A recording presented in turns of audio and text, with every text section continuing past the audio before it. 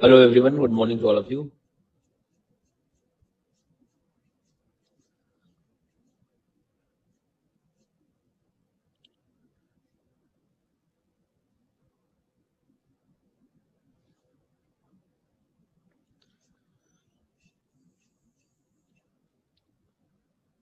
प्रणाम गुरुदेव, after a long समय आई वो एम वापस इन लाइव क्लास। मिस यू बहुत ज्यादा। लियो लियो।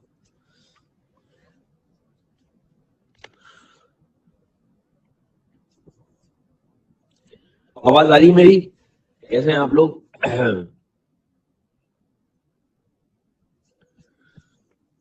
चलो, बहुत बढ़िया।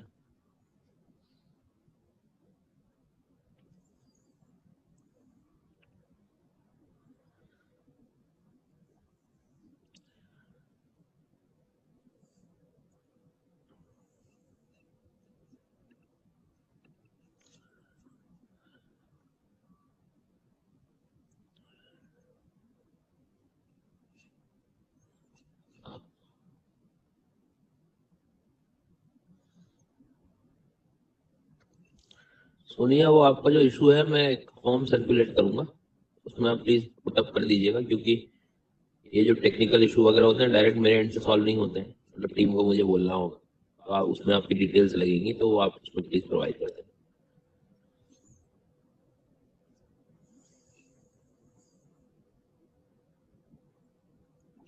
हाँ, ये पहले कर लो तुम, सफाई वाले अंकल।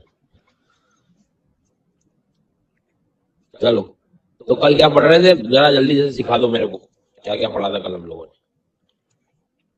भूल गया मैं तो हम बात कर रहे थे, मतलब पूरी जो पिक्चर शुरुआत हुई थी वो बिल्कुल बेसिक्स हम लोग डिस्कस कर रहे थे, जिसमें लैटिट्यूड और लॉन्गिट्यूड के बारे में हमारी चर्चाएं चल रही थी, है ना। अब लैटिट्यूड मतलब ये हिंदी मीडियम अक्षांश हो गया आपके लिए, और लॉन्गिट्यूड देशांतर हो गया। और पिछले 2 से 3 दिनों में हमने हमारी स्थिति को इतना तो बढ़ा ही लिया कि अब लैटिट्यूड हमारे लिए लेटे हुए नहीं है, लॉन्गिट्यूड लंबे नहीं है। समझ रहे हो? मतलब एंगल है, अर्थ के सेंटर से लिए जा रहे हैं टुवर्ड्स नॉर्थ एंड साउथ, उससे हमने बनाई lines, same as longitude east और वेस्ट की तरफ। ये सारी चीजें फिर इनका एप्लीकेशन पार्ट एक तो सोनू गोलू की मदद से समझ में आ गया था हमें कि सोनू और गोलू को हमने लोकेट कर दिया था वर्ल्ड में, जहां चाहे वहां जा सकता है गोलू, और जहां चाहे वहां जाके घूम सकता है सोनू। मतलब बेसिकली यदि हम बात करें तो वो बात हो रही है इसके बारे में। यस,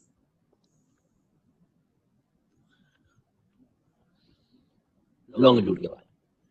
पर अब हमने इसके दोनों के एप्लीकेशन पार्ट देखे, तो मैंने आपसे कहा कि टाइम एंड डाउट की स्थिति को हम लोग सीखेंगे, वो अपन ने पढ़ा। उसके बाद में लैटिट्यूड से कल हमने नया जो टॉपिक शुरू किया था, दैट इज सीजनैलिटी, ऋतुओं का बदलाव, कैसे क्या ऋतुओं में बदलाव होता है और ये सारी चीजें। ठीक है, यहाँ तक कल हम पढ़ रहे थे।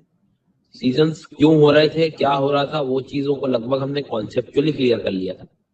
थोड़ा सा कंटेंट पे भी काम करना है अभी हम लोगों को। जी हाँ, तो जो इससे जो चैप्टर कल ओपन हुआ हमारा लैटिट्यूड वाले से, वो था मोशंस ऑफ द अर्थ।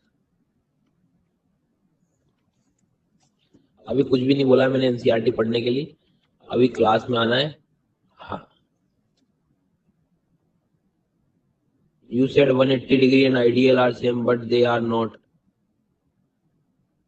क्या वैष्णवी, क्या कर रही हो बेटा तुम? आज क्या कॉपी पेस्ट में लगी हुई हो? आपको समझ आ रही थी बात? क्या बोला था मैंने?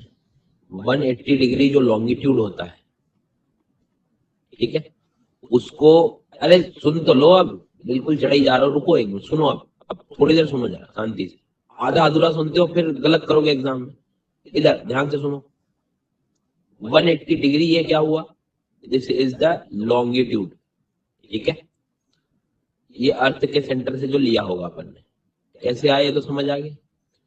उधर का आगे वाला मत इमेजिन करना, वो 0 डिग्री है, उससे कोई लेन देना नहीं। इस 180 डिग्री लॉन्गिट्यूड से हमने इधर पूरा क्या माना था कि सनलाइट जो है यहां से शुरू होगा, जापान वगैरह ईस्टर्न लॉन्गिट्यूड वाले हैं लॉन्गिट्यूड, तो यहां से दिन आपने शुरू किया, ठीक है।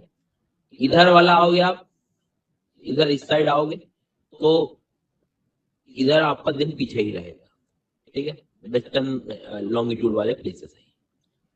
अब चूंकि कोई एक लाइन तो चाहिए आपको, किससे वो डिसाइड करोगे, न्यूमेरिकली किसको डिसाइड किया आपने, 180 को दिया, तो 180 डिग्री जो है वो आपके लिए डेट लाइन बन गई, डेट लाइन बन गई।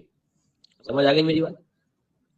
लेकिन अब लॉन्गिट्यूड तो स्ट्रेट है यहां से यहां तक, मतलब लाइन भी यदि स्ट्रेट रखूंगा तो प्रॉब्लम हो जाएगी आइलैंड्स में, क्योंकि ये लाइन के कारण वर्ल्ड में 2 डेट्स डिसाइड हो रही हैं हमेशा, या तो वो कोई व्यक्ति इधर चला जाएगा या इधर चला जाएगा।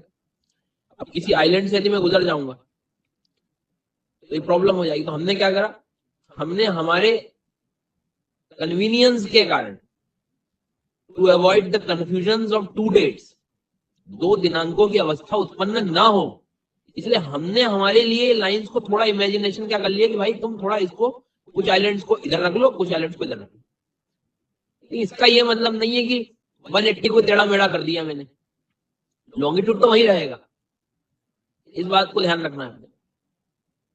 क्लियर हो गई बात, लॉन्गिट्यूड वही है, लेकिन हमने सुविधा के लिए बस इमेजिनरी तौर पे उसको, कुछ आइलैंड्स को इधर कर दिया, कुछ आइलैंड्स को इधर, बस और कुछ नहीं। तो 180 डिग्री लॉन्गिट्यूड है, उस लाइन को हमने, मैक्सिमम पोर्शन तो लगभग सीधा ही है, उसको ही हमने डेट लाइन कहते हैं, और कुछ नहीं करा हमने। अब कहां दिक्कत आ गई इसमें, तो ध्यान से सुनना होगा, ऐसा नहीं कि बिल्कुल, क्योंकि हर चीज मैंने कल समझा ही आपको। तो लॉन्गिट्यूड तो हमें कोई ना कोई डिसाइड करना, बट लॉन्गिट्यूड को टेढ़ा मेढ़ा नहीं कर दिया हमने, लाइन को इमेजिन किया देना, इस बात को ध्यान में। और जो 82.5 वाला लॉन्गिट्यूड है वो हमारे लिए क्या है, वो हमारे लिए IST बोलोगे इसको, इंडियन स्टैंडर्ड टाइम वाला लॉन्गिट्यूड है वो। 0 डिग्री वाला क्या है वो, उसके लिए हमने GMT बोला, ग्रीनविच मीन टाइम वाला लॉन्गिट्यूड, प्राइम मेरिडियन, प्रधान देशांतर रेखा, प्रधान याम्योत्तर रेखा, ठीक है। चलो आगे बढ़ते हैं, कल की क्लास में वापस आते हैं। अब कल जब हम लोग बात कर रहे थे, आई थिंक सब लोग आ भी गए, क्लास का समय भी हो गया है। हाँ, रुक जाओ, day light saving time DST कल से कॉपी पेस्ट चल रहा है, मैं 4 बार बोल चुका हूँ, आप लोग क्लास में कॉपी पेस्ट बंद किया करो। तुम बेशक पहले ही पहली बार पढ़ रहे हो, मैं पहली बार नहीं पढ़ा रहा हूँ, समय जिसका जैसा आएगा सब पढ़ा दूंगा, चिंता मत करो। कल से 6 बार हो गया DST, what is DST tell me. भाई रुक जाओ, अभी डे लाइट को अपन सीखते हैं, फिर सब सेविंग वेविंग कराएंगे।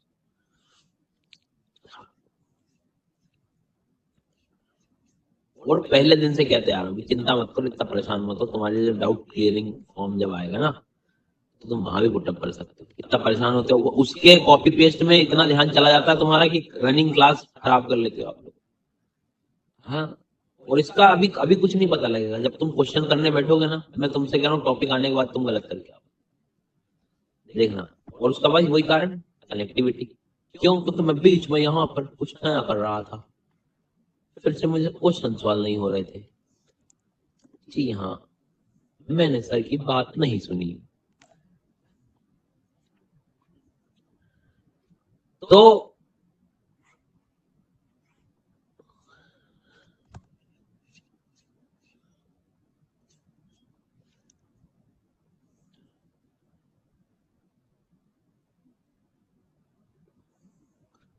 रोटेशन था एक, और एक रेवोल्यूशन था। थोड़ा इसको हम शॉर्ट में बताएं तो ये हो गया ईयर वाला, याद आ रहा है, साल में, ठीक है। और ये क्या था, खुद का घूम जाना, हाँ, ये हो गया डे नाइट, डे नाइट की कहानी, बिल्कुल ठीक बात है। यहां तक कोई दिक्कत? Do I need to attend new sessions for revision purpose or the old session along with current affairs? Revision करना है तो रिवीजन वाला कोर्स देख लो, अभी कल पिछले महीने एंड हुआ है, उससे जल्दी रिवाइज हो जाएंगी चीजें। नहीं, जो भी देखो फिर पूरा देखना होगा, नया ही कोर्स देखना। अब ये हर दिन में क्या चीजें चेंज आ रही, तो डे नाइट की कहानी अपन ने पढ़ ली थी, तो रोटेशन से इसका कनेक्शन था। रिवॉल्यूशन में साल भर में क्या चीजें आ रही थी, सीजन में बदलाव आ रहा था। भाई खुद को इमेजिन करो, साल भर इमेजिन करो, साल भर में क्या बदलाव होता है। साल भर में या तो लोग बदल जाते हैं, तो लोगों को ध्यान नहीं रखना है।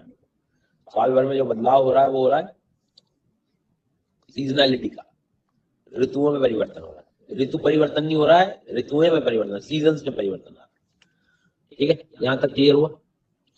उसके बाद में सीजन्स में एक सबसे बड़ी चीज और हम लोगों ने क्या देखी कि हर सीजन में डे नाइट में कुछ तो गड़बड़ हो रही है। कभी डे बड़े हो जाते हैं, नाइट छोटी हो जाती है। ठीक है, तो कुछ ना कुछ चलता रहता है, अक्सर हम लोग देख रहे होते हैं। तो variation in the length of day and night, variation in the length of day and night, ये सारी जो सिचुएशन है ये हमें सीजन में भी देखने को मिलती है, मतलब साल भर में।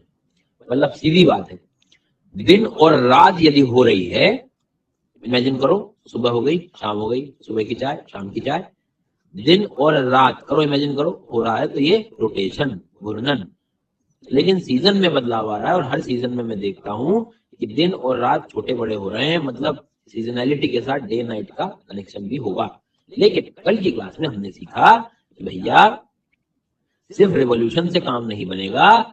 मतलब ये मेरी पृथ्वी है और ये मार्कर मेरी अर्थ है, इसको घुमा रहा हूं मैं चारों तरफ, कुछ नहीं हो रहा है जब तक कि हमें इसे क्या करना पड़ेगा, टिल्टेशन। जैसे ही टिल्ट होगा, अर्थ पर गिरने वाली सन की रेज का एंगल में बदलाव होगा, जी हाँ, कोण जो है उसका, उसमें बदलाव होगा, उसके हिसाब से टेम्परेचर कम ज्यादा रहेगा, उसके हिसाब से आप सीजन की बातें करने लगोगे। तो कल के डायग्राम यदि आपने लास्ट में क्लास में देखा हो बहुत अच्छे से, तो आपको समझ आ गया होगा कि भैया बिना टिल्टेशन के कुछ भी पॉसिबल नहीं है। अब with the help of this diagram हम प्रयास करेंगे थोड़ा सा बेसिक आइडिया लगाने का, और फिर इसी चीज को मैं, मतलब इसमें मुझे अप्रोक्सीमेट 10 मिनट के आसपास लगेंगे, और उसके बाद फिर हम इसका कंटेंट लिखना प्रारंभ करेंगे, जादुई टेबल बनाएंगे। ठीक है, जिससे हमारे होंगे क्वेश्चन सॉल्व। तो थोड़ा सा ध्यान दें, ध्यान देना पड़ेगा आपको क्लास में, तो ही तुमसे कुछ हो पाएगा, नहीं तो बैठे रहना ऐसे ही।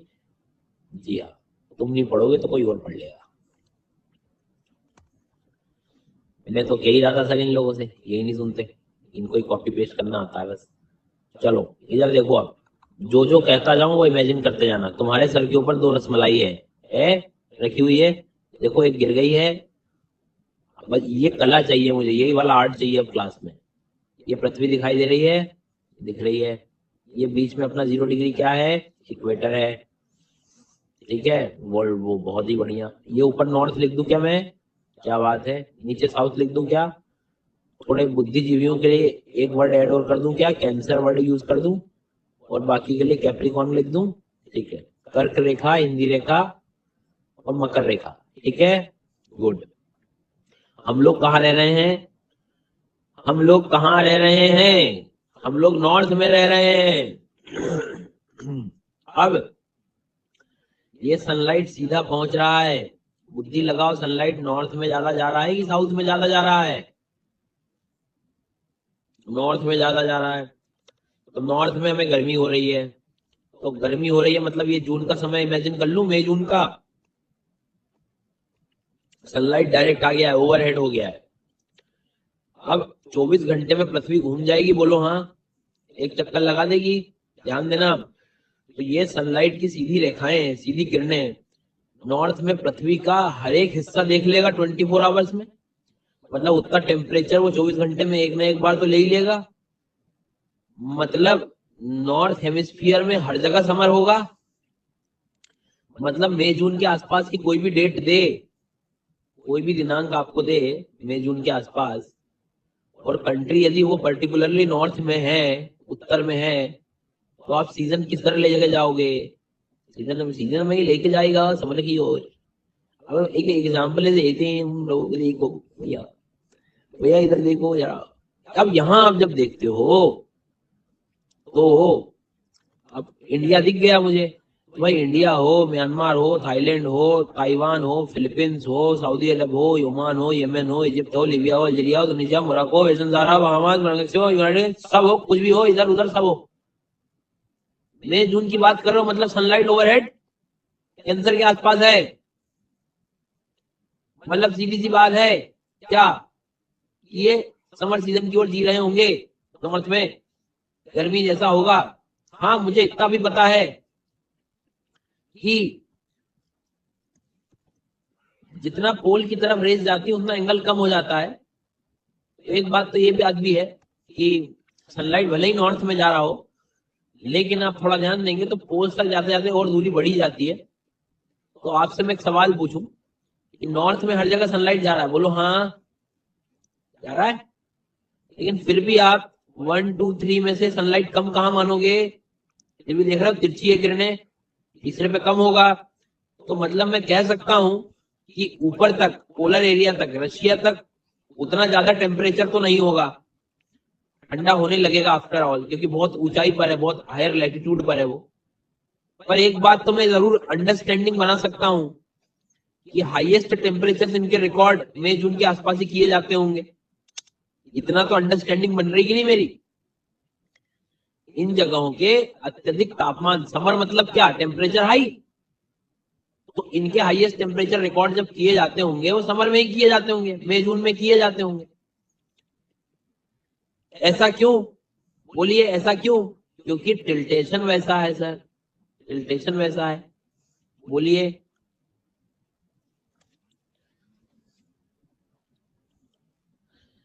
एल्फ्रेड वेगनर इतना होशियार बन रहा है कि वो ऐसा क्यों लिख रहा है। जर्मनी भेज दूंगा मैं तुम्हें। तुम्हें समझ आ रही है आज क्या बोल रहा हूँ? हाँ, टिल्टेशन लिख बोलना था तुम्हें, ऐसा क्यों बोल रहा है। तो टिल्टेशन से क्या फर्क पड़ रहा है समझ में आएगा कि हम लोग समर सीजन बना रहे हैं, ट्रॉपिकल वाले गर्मी वाले क्षेत्र, लेकिन ऊपर वाले बैठे हैं। पर फिर भी टेम्परेचर तो जो है यहाँ पर हम ज्यादा ही मानेंगे, साल भर से ज्यादा। चलो आगे बढ़ते हैं। तो मई जून के बाद में अब अपनी अर्थ कहाँ आ गई बेटा? जुलाई, अगस्त, अब आ गया सितंबर। सितंबर में कल सिखाया तुमको मैंने कि जैसे मान लो ये नॉर्थ में है, तो तुमने गर्मी क्या थी, अभी देखो ये एंगल नॉर्थ वाला सामने, अब ये ऐसे सामने आ गया। अब तुम कुछ बोल पाओगे कौन सा टिल्टेशन क्या किसके सामने? सनराइज बिल्कुल, आप देखो सनराइज बिल्कुल कहाँ आ रही है? बिल्कुल इक्वेटर पर आ रही है, ये ऊपर आ गई सर, आ गई ना?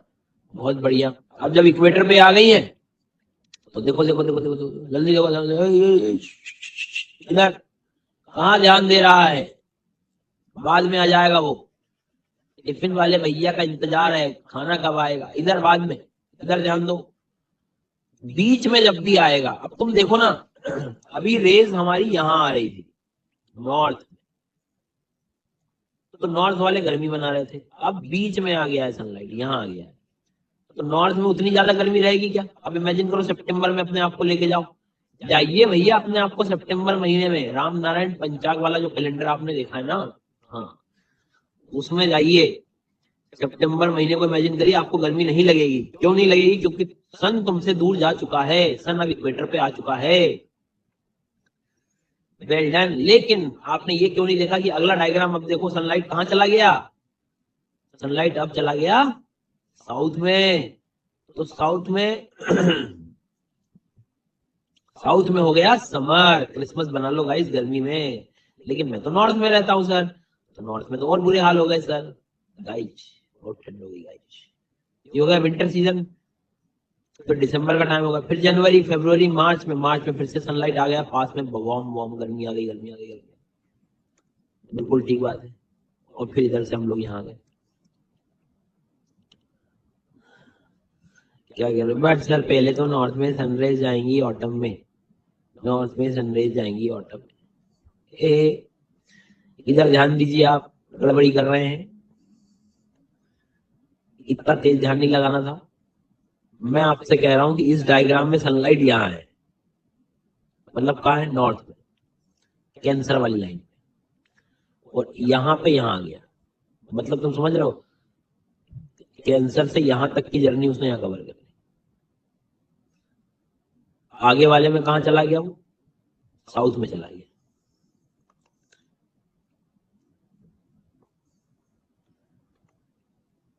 और इस वाले में यहाँ गया वापस।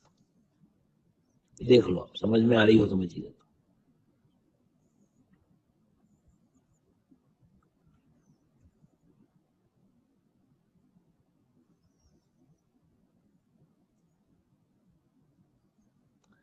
पहले नॉर्थ में था, फिर कहाँ गया, इक्वेटर पर, फिर पूरा साउथ में चला गया, फिर से वापस इक्वेटर पे आया, फिर ऊपर आ गया। मतलब बेसिक बात, पूरी कहानी क्या चल रही है बताए, ये देखो, ये 0 डिग्री इक्वेटर है ना, सनलाइट यहाँ आया, यहाँ आ गया, यहाँ गया, यहाँ चला गया, वापस यहाँ, ये हो रहा है।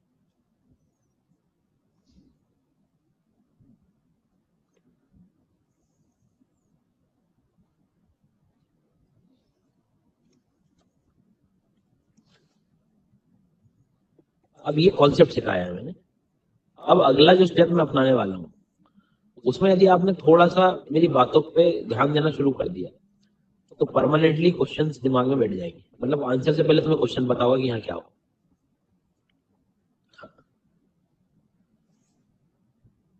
सर टिल्टेशन की लाइन कंफ्यूज कर रही है।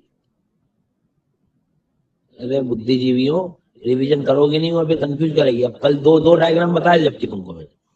हाँ बताओ यार, अब इतना तो मतलब दया करो मेरे पे, फेफड़े बाहर लाओगे क्या मेरे?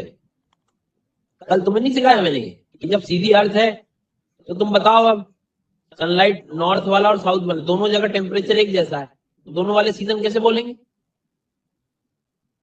बोलेंगे सीजन एक, बोलेंगे। देखो ना, अब तुम नॉर्थ में रह रहे हो, तुम्हें उतने टेम्परेचर मिल रहा है, सीधी किरणें आ रही।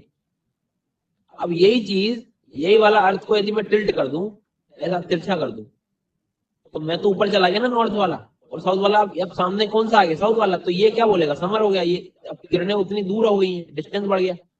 देखो तो आप जरा, ऐसे नहीं होता भाई, थोड़ा रिवीजन करना पड़ता है। आप मुंबई नहीं आ सकते, मेरे को कहाँ आना है।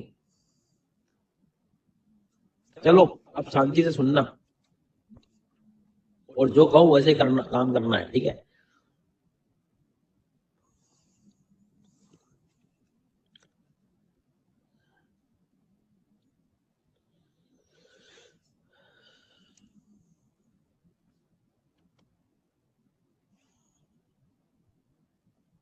ये टेबल बना लो पहले तो आप सब लोग। तो जब मैं पढ़ाने जाऊंगा ना, जब, तब टेबल बनाना शुरू करो।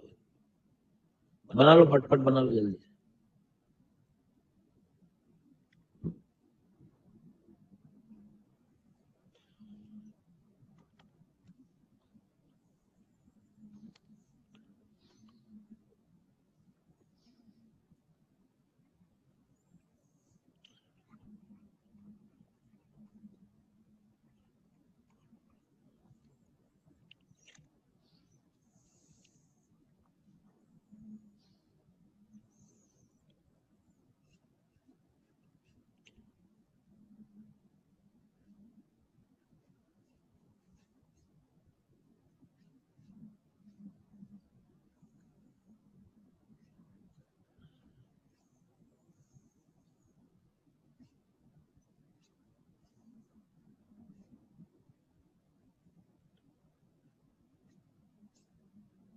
लिख रहे हो?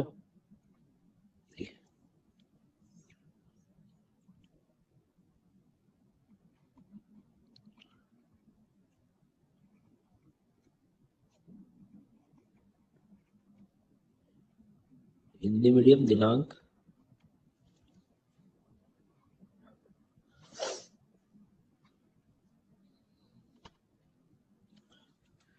दिनांक, पोजीशन ऑफ सन,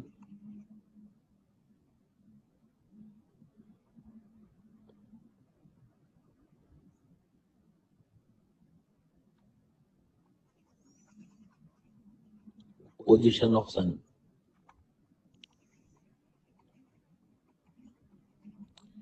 सूर्य की स्थिति।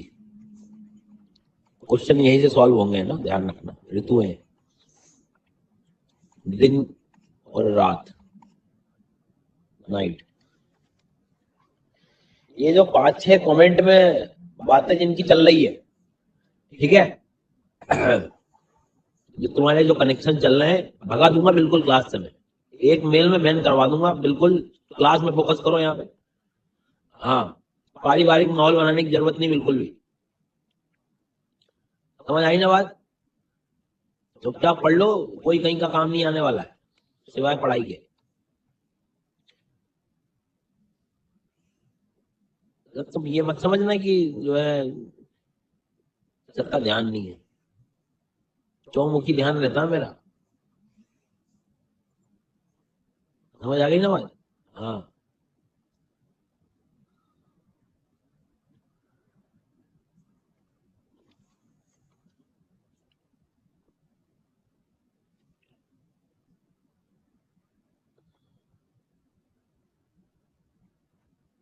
ट्रॉपिक ऑफ कैंसर, और क्या बोलते हैं इस लाइन को हम? Tropic of Capricorn. और ये हो गया अपने लिए 0 डिग्री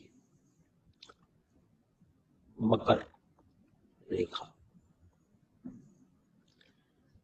थोड़ा आपका कंफ्यूजन दूर हो जाए इसलिए मैं प्यारा भारत बना देता हूँ, ठीक है। ये इक्वेटर हो गया अपने लिए। अब इतना तो समझ आ रहा है तुम्हें कि ये हिस्सा नॉर्थ का है और ये इधर साउथ का है। चलो बन जाए तो डन कर देना। ये अर्थ भी बना लो फटाफट, अर्थ भी बन जाए तो डन लिख देना, जल्दी बना लो फट से फट से। कैंसर के बाद ट्रॉपिक ऑफ कैंसर कर्क रेखा लिखा है हिंदी में, नीचे ट्रॉपिक ऑफ कैप्रिकॉर्न मकर रेखा।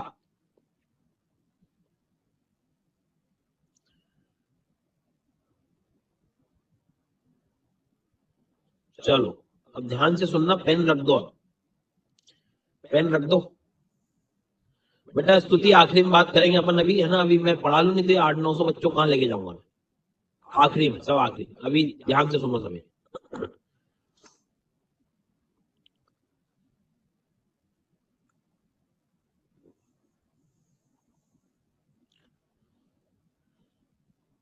अब मैं एक डेट ले रहा हूं, ये डेट को आप फिट मान लो, ठीक है,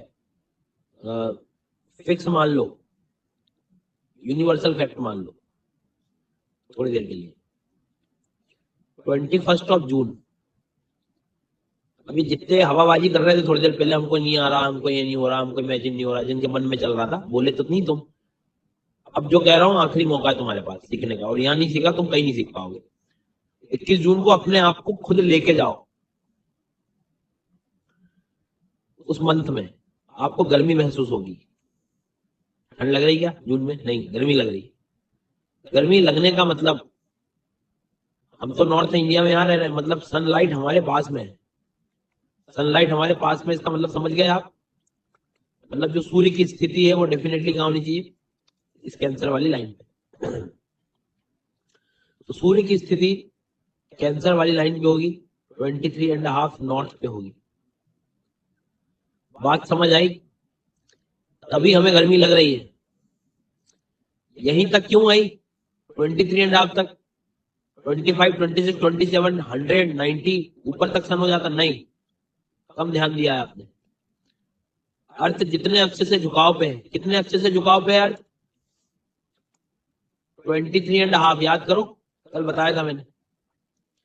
तो उतने लैटिट्यूड तक ही सनलाइट 90 डिग्री का एंगल बनाएगा, ओवरहेड होगा सीधा। तो अभी और अपन समझेंगे आराम से। बट ये जो अभी मैंने आपको लिखवाया ऊपर वाला 21 जून का, वो ये वाला डायग्राम है। सनलाइट कहाँ जा रहा है देखो आराम से, कैंसर वाली लाइन नॉर्थ में है, सीधी बात ये है। नॉर्थ वाला मतलब ये ऐसा डायग्राम है, ये वाला हिस्सा टिल्टेड, तो सीधा सीधा पहुंच गया, इधर दूर हो गया ये। और यही चीज अब नॉर्थ में क्या बोलोगे आप उस चीज को? नॉर्थ में करोगे, देखो कैंसर वाला ही समझ आ गया पॉइंट। ऋतुएं हमारे लिए क्या होगी? समर होगी, ग्रीष्मकाल होगा। और उन साउथ वालों के लिए क्या रहेगा? विंटर रहेगा, शीत ऋतु होगी। अब ध्यान से सुनना, हमारे यहाँ गर्मी है, मतलब सूर्य हमारे यहाँ ज्यादा पहुंच रहा है, तो दिन हमारे लिए क्या रहेंगे? बड़े हो जाएंगे, रात हमारे लिए छोटी हो जाएगी। और उधर जब विंटर में नीचे वालों के लिए हम देखेंगे तो सनलाइट पहुंच ही नहीं रहा है, तो दिन छोटे हैं, रात बड़ी है उनके लिए। नोट डाउन भी कर लो और इमेजिन भी कर लो सन की पोजीशन के हिसाब से। आपसे बोलेगा कि 21 जून को दिन सबसे बड़ा दिन कहाँ होगा? इक्वेटर पे होगा, कैंसर पे होगा, कैप्रिकॉर्न पे होगा?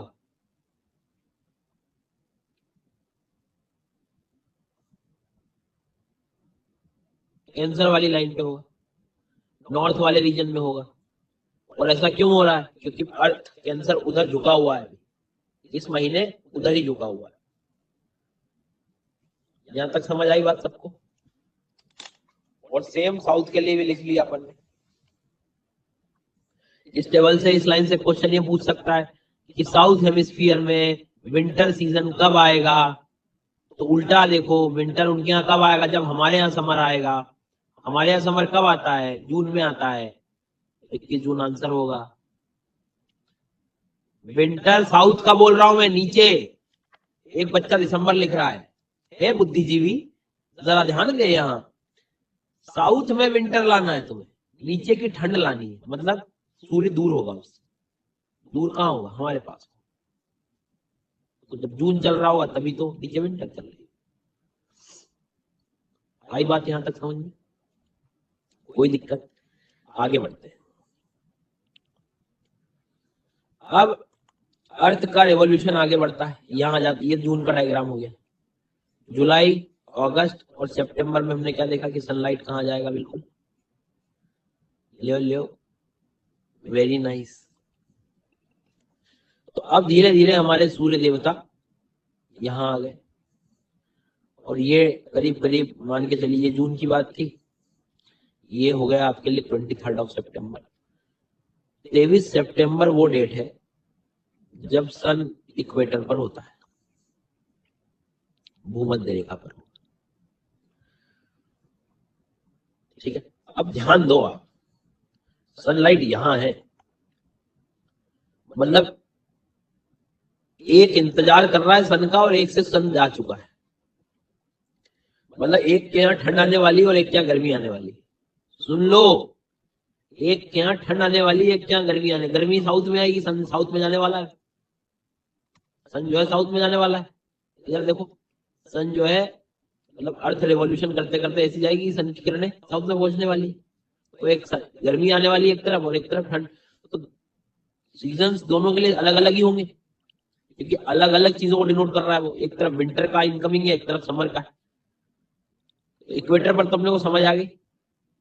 अब नॉर्थ वालों के लिए जो सीजन होगा वो होगा कौन सा? ऑटम, शरद ऋतु।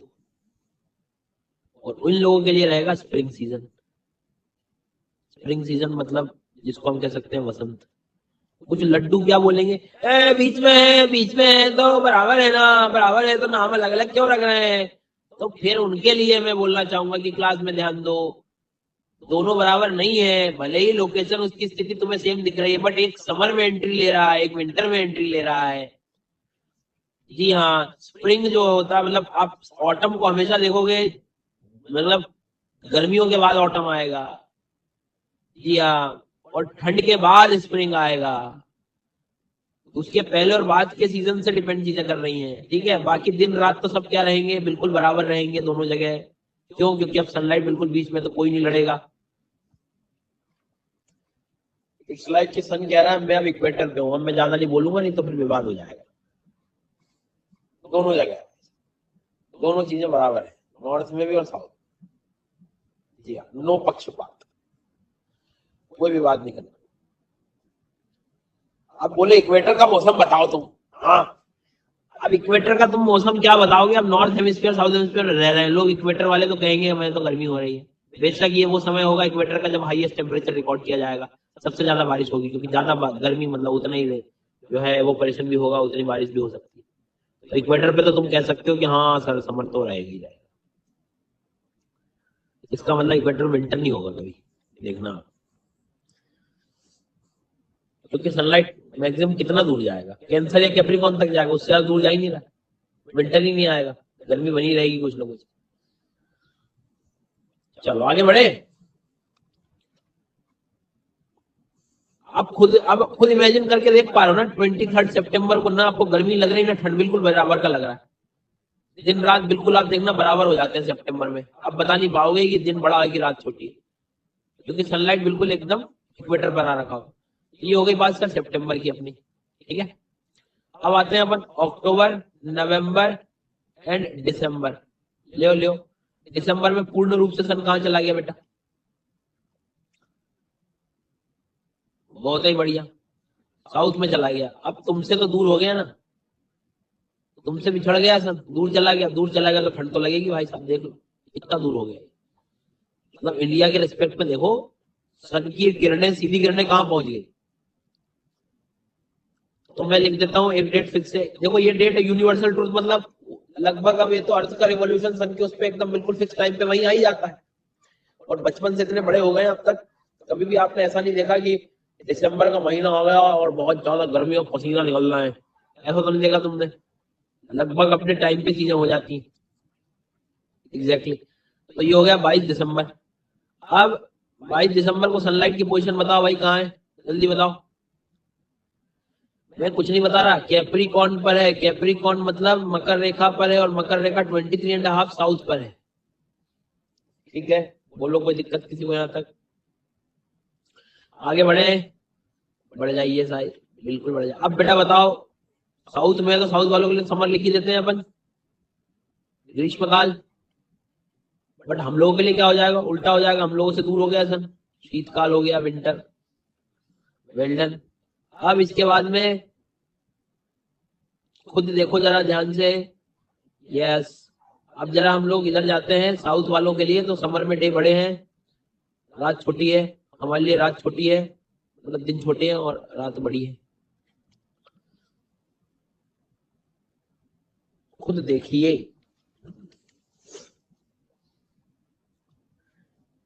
कभी कंफ्यूज हो गए तो पहला सवाल पूछो, स्टेप नंबर 1। मान लो गाड़ी अटकी गई, रुक गई है। स्टेप नंबर 1, सन कहाँ है। तो सन सर साउथ में है। तो तुमको कैसे पता साउथ में। सर मेरे को ठंड लग रही है। तो ठंड कैसे लग रही है, सर मेरे पास सन है नहीं, इसका मतलब मैं कहाँ रह रहा हूँ, नॉर्थ में। तो नॉर्थ में सन नहीं है, तो कहाँ है, साउथ में। तो जहां सन साउथ में है तो साउथ में डे क्या होंगे, बड़े रहेंगे। ऐसे एक एक से कनेक्टिविटी के साथ। मतलब गाड़ी अटक भी गई तो मैं तुम्हें रास्ता बता रहा हूँ कि कैसे चलना है। खुद को लेके जाओ तो उस चीज पर्टिकुलर टाइम। लेट्स अज्यूम तुमने पूरी पूरी गाड़ी निपट गई तुम्हारी, तो कुछ नहीं, कॉन्सेप्ट फैल गया, रायता फैल गया पूरा। अब कैसे शुरू करोगे। तो बिल्कुल शांति से अपने आप को दिसंबर में लेके जाओ। दिसंबर में ठंड लग रही है, तुम्हें ठंड तभी लगेगी ना जब सन तुम्हारे पास में होगा कि दूर होगा, दूर होगा। अब दूर तुमसे सन कहाँ जा सकता है, तुम तो खुद नॉर्थ में बैठे हो, दूर सन कहाँ हो, साउथ। साउथ चला, बस साउथ में गर्मी बना दी, साउथ के डे बड़े कर दिए, साउथ की रात छोटी कर दी, ऊपर हमारे लिए डे छोटे हो गए। आप समझ में आई बात। Can we say that 22 December is the longest night. बिल्कुल कह सकते हो आप, हमारे लिए सबसे लंबी रात 22 दिसंबर की होगी। यस, और सबसे छोटा दिन होगा। लेकिन सबसे बड़ा दिन 22 दिसंबर को किसके लिए होगा, साउथ वालों के लिए होगा। It's all about imagination. मजा आ रहा है कि नहीं आ रहा है। नहीं आए तो भी हाँ बोलना है बेटा, क्योंकि गलती तुम्हारी है। नहीं आए तो मेरी गलती नहीं है। चलो आगे बढ़ते हैं।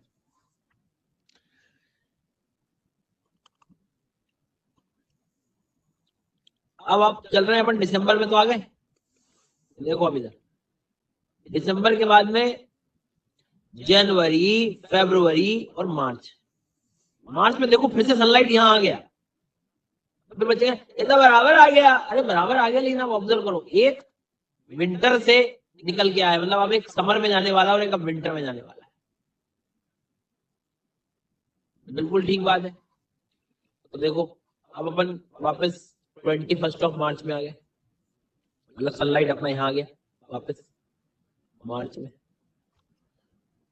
और लोकेशन इक्वेटर पे आ गई, इक्वेटर पर आ गई बिल्डन। उसके बाद में सीजन क्या करेंगे, तो अब हमारे लिए क्या हो जाएगा, हमारे लिए स्प्रिंग हो जाएगा, उल्टा हो जाएगा, वसंत हो जाएगा। उनके लिए क्या हो जाएगा, ऑटम हो जाएगा, दिन और रात बराबर हो जाएंगे। फिर मार्च के बाद में अप्रैल, मई, जून, हैप्पी बर्थडे, वापस यहीं आ गए। बस यही चलता रहेगा, ये चलता रहेगा। इसलिए सबसे ज्यादा गर्मी तो इधर ही दिखती है पृथ्वी के इन्हीं क्षेत्रों में। क्यों, क्योंकि सनलाइट मैक्सिमम 90 डिग्री का एंगल यही बना रहा होता है साल भर। देख लो,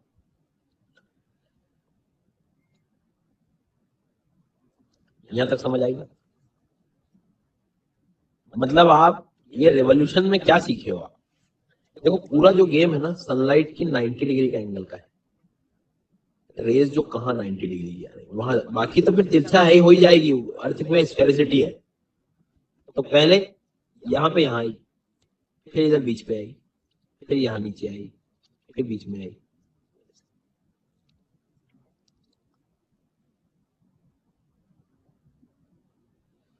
ठीक है, मतलब अब थोड़ा शांति से सुनना।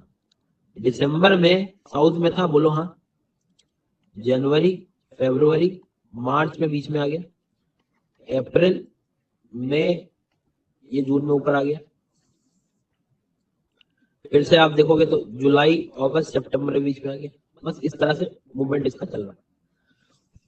अभी हुआ नहीं, मैं बहुत प्रैक्टिस कराने वाला हूँ, मतलब शरीर में, ये ब्लड में चला जाएगा। कल ब्लड टेस्ट यदि हुआ ना आपका तो विंटर, कैप्रिकॉर्न, कैंसर, यही सब सारी चीजें जो है, ट्रॉपिक ऑफ कैंसर का 21 जून का है, 23 सितंबर का है, इस तरह की चीजें सब निकल रही हैं जी। प्रैक्टिस बहुत करेंगे। हाँ,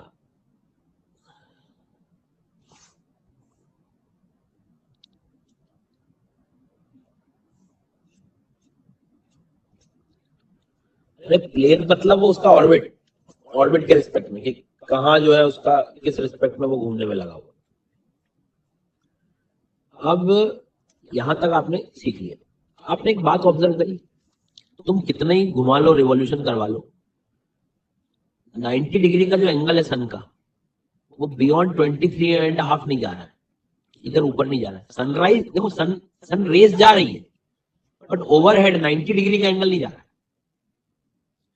ऐसे नीचे भी आप देखोगे सनरेज जा रही है, मतलब मैं क्या समझाना चाह रहा हूँ, देखो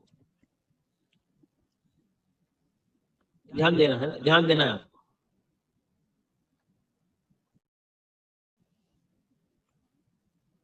इसे देखो ध्यान से, कि ये कैंसर वाली लाइन है, ये 90 डिग्री का एंगल जा रहा है। हालांकि अब नॉर्थ में भी सन जा रहा है, ऐसा नहीं कि नहीं जा रहा है, जा रहा है, बट तुम्हें दिखाई दे रहा होगा कि इधर ऊपर जितना जा रहा हूं उतना ही इंक्लिनेशन, टिल्टेशन, मतलब सूर्य की किरणें तिरछी होती जा रही। बट सबसे ज्यादा गर्मी यही होगी, सीधा आया है एज इट इज। यहाँ देखोगे तो ये तो इक्वेटर पे आ गया 90 डिग्री का एंगल, यहाँ पे एज इज सीधा कहाँ आ रहा है, एकदम कैप्रिकॉर्न पे आ रहा है। मतलब this is the last latitude, इसके बियॉन्ड सनलाइट ओवरहेड नहीं हो रहा है। और उसकी जो वैल्यू हमने रखी है ट्रॉपिक ऑफ कैंसर कैप्रिकॉर्न की, वो क्या रखी, 23.5 साउथ और 23.5, 23.5 वो टिल्टेशन से कनेक्टेड है। जितना टिल्ट हुआ है ना उतने तक ही बस सनलाइट में 90 डिग्री एंगल बना, इसलिए वैल्यू रखी है, पहली चीज। दूसरी बात, बार बार बचपन से सुनते आ रहे हैं tropic of Cancer, tropic of, भाई ट्रॉपिक का मतलब तो समझो। ट्रॉपिक का मतलब होता है टू टर्न, चेंज, बदलाव। तो देखो ना, जून के बाद से, जून के बाद से जुलाई, अगस्त, सितंबर में सनलाइट चेंज हो गया, देखो नीचे आ गया। इधर दिसंबर के बाद से जनवरी, फरवरी, मार्च टर्न हो गया, यहां से चेंज हो गया। जिस लैटिट्यूड से टर्न हो गया, ये जिस लैटिट्यूड से टर्निंग आ गई, वहां उन्होंने वर्ड यूज कर लिया ट्रॉपिक। हिंदी का बढ़िया, रेखा, मकर रेखा, कर्क रेखा, और इंग्लिश में tropic of Cancer, tropic of Capricorn. तो अब मुझे समझ आएगा कि ट्रॉपिक ऑफ कैंसर मतलब वो लाइन जहां से सन ने टर्न ले लिया, सन रेज ने वापस आ गए, इसके बियॉन्ड लैटिट्यूड पे जा ही नहीं रही। So this is the actual meaning of tropic, tropical, tropic शब्द जहां से चीजों का मूवमेंट हो गया, चेंज हो गई जहां से। आप खुद अभी आपने देखा, ये अर्थ मैंने बनाई, ये 23.5 नॉर्थ है, ये 23.5 साउथ। तुम खुद सोचो कि सनलाइट यहां था 21 जून को, जुलाई, अगस्त, सितंबर में ऊपर ले जाऊंगा क्या सन को? सोचो आप, नहीं तो फिर तो गया काम। इसे नीचे आना पड़ेगा, क्योंकि सितंबर में यहाँ आ रहा है सन, अक्टूबर, नवंबर, दिसंबर में, अब जनवरी, फरवरी में वापस मार्च तक यहाँ जाना है, फिर अप्रैल, मई, जून, मतलब जो भी हो रहा है यहाँ। और इसकी लिमिटेशन ये है, तो ये जो लिमिटिंग पॉइंट्स हैं इसके, इट मींस दैट यहाँ से टर्निंग हो गई चीजें। तो टर्निंग के लिए जो वर्ड यूज किया है उसका मतलब ट्रॉपिक है। तो ट्रॉपिक शब्द क्यों आ रहा है, समझ में आई बात? और वो आया तो यही आ रहा है, लिमिट्स में टर्न हो गई वहां से चीजें। और ट्रॉपिक वर्ड कहाँ यूज किया जाता है? क्लास 6 की एनसीईआरटी। और आज मेरा हो गया पूरा ग्रेजुएशन खत्म सर, मैं ग्रेजुएट हो रहा हूं ना, मुझे आज 6 का ट्रॉपिक शब्द आज ही समझ आया। पढ़े जा रहे थे उस समय, स्पेलिंग में स्ट्रगल हो रहा है, ट्रॉपिक शब्द की स्पेलिंग सही लिख दूं 1 नंबर कट जाएगा मेरा।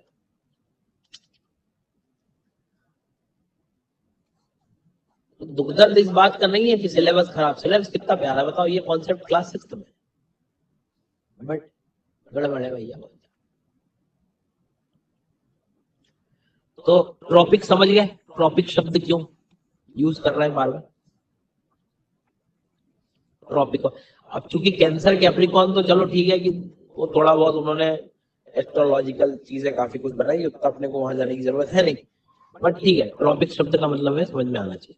फिर पढ़ते पढ़ते आज आपने क्या एहसास किया? सर कुछ भी कर लो, कुछ भी कर लो आप, पृथ्वी का यही वो हिस्सा है, देख लो आप आराम से शांति से ऑब्जर्व करो, इसी के अंदर ही सन था, इसी के अंदर ही सन था 90 डिग्री वाला। देखो रेस तो पहुंच रही है पर उससे कोई फर्क नहीं पड़ रहा, सीधी ज्यादा गर्मी जो हो रही है वो इधर हो रही है। और जब सनलाइट तुम्हारे पास है ना, तो दुनिया की तुम्हारे पास हर चीज है, मान के चलो, क्योंकि सनलाइट है तो एनर्जी है तुम्हारे पास, एनर्जी है, फ्री एनर्जी है, और फ्री एनर्जी को फोटोसिंथेसिस की मदद से आप पेड़ पौधों के लिए कितना बढ़िया भोजन बनवा सकते हो। तो आप खुद देखो कि ये वही जगह है, ट्रॉपिकल रीजन इन्हें हम कहते हैं। ट्रॉपिकल, ट्रॉपिकल मतलब बियॉन्ड, ये जो विद इन द ट्रॉपिक्स है, ट्रॉपिक ऑफ कैंसर कैप्रिकॉर्न के ट्रॉपिकल। तो अब रियल सेंस पता क्या आएगा आज के बाद? तुम कभी भी ट्रॉपिकल वर्ड पढ़ोगे ज्योग्राफी में, हिंदी मीडियम उष्ण, तो ट्रॉपिकल का मतलब वो जगह है जहां पर पृथ्वी के सबसे गर्म क्षेत्र पाए जा रहे हैं, सनलाइट जहां बहुत आ रहा है, इंसोलेशन बहुत आ रहा है, सूर्य ताप आ रहा है, जहां पे energy which we get from the sun, उसे हम इंसोलेशन कहते हैं, सूर्य की जो ताप है, सूर्य ताप जिसे हम कह रहे हैं। तो ट्रॉपिक वर्ड से डरने की जरूरत नहीं, कल को आपको कभी भी ट्रॉपिकल वर्ड मिल जाए, tropical rain forest, tropical country, तो रियल फील क्या होगा? ए भैया सनलाइट के आनंद ले रहा है, गर्मी तो होगी होगी। ट्रॉपिकल ग्रासलैंड्स मतलब इन घास में धूप अच्छी लग रही है, हो सकता है थोड़ी बहुत बारिश भी हो जाए, घास बढ़ जाएगा अच्छा, लेकिन तुम जो पढ़ा रहे हो बेकार पढ़ा रहे हो सर। क्यों? क्योंकि मेरे को तुम सब ट्रॉपिकल बताओ, मैं कॉपी पेस्ट सब ट्रॉपिकल का करने लगूंगा। तुम जो पढ़ा रहे हो वो कोई काम का नहीं है, तुम मुझे सब ट्रॉपिकल बताओ, क्वेश्चन मार्क में सब ट्रॉपिकल का जो है मैं कॉपी पेस्ट करके आग लगा दूंगा कमेंट सेक्शन में। कहाँ जा रहे? धैर्य रखो जीवन में भाई, एक एक चीज से थोड़ा स्टेप बाय स्टेप बढ़ो। हम आपसे क्या कह रहे हैं? आपकी कोई गलती है ही नहीं इसमें, किसी की कोई गलती नहीं है, गलती तब है जब मैं जो पढ़ा रहा हूँ उस पर ध्यान नहीं दे रहा हूँ। बाकी आप क्या कर रहे हो मुझे कोई दिक्कत नहीं, सब कवर कर रहा हूँ, चिंता मत करिए। तो अब आपको यहां तक समझ में आ गया कि कैंसर वर्ड और कैप्रिकॉर्न वर्ड पे हम ट्रॉपिक वर्ड क्यों यूज कर रहे हैं। लास्ट लिमिट है ये सन की, इसके अंदर ही सन रह जाता है। ये एरिया को हमने क्या बोल दिया? Tropical region. हिंदी मीडियम में कहते हैं उष्ण कटिबंध क्षेत्र। घबरा गए, उष्ण तक तो ठीक था, कटिबंध में घबरा गए। कटिबंध का सस्ता शब्द बता दूं क्या? क्षेत्र, जोन, बेल्ट, रीजन, बस हो गया। इस बात को याद रखना है आपको कि ये अब मतलब भारत को देखो तुम, भारत का आधा हिस्सा साउथ वाला, क्यों ठंड नहीं पड़ती यहाँ पे ज्यादा साउथ में? आप अभी इस समय और नीचे दक्षिण में जाओगे आपको इतनी ठंड नहीं मिलेगी। क्यों? क्योंकि तुम इनडायरेक्टली कहीं ना कहीं ट्रॉपिकल के पास में हो, सूर्य की उसी विसिनिटी के आसपास ही घूम रहा हो। लेकिन जितना मैं ऊपर जाता जाऊंगा, अब आप इमेजिन करो कि सनलाइट कैप्रिकॉर्न पे और तुम टेम्परेचर रशिया का देखो क्या हो रहा हो, कितना दूर हो गया तुम।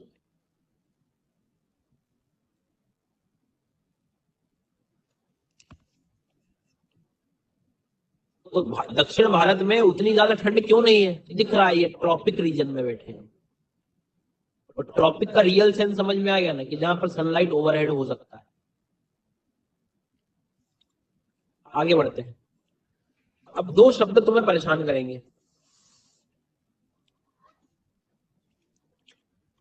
पहला शब्द परेशान करेगा इक्विनॉक्स। ठीक है,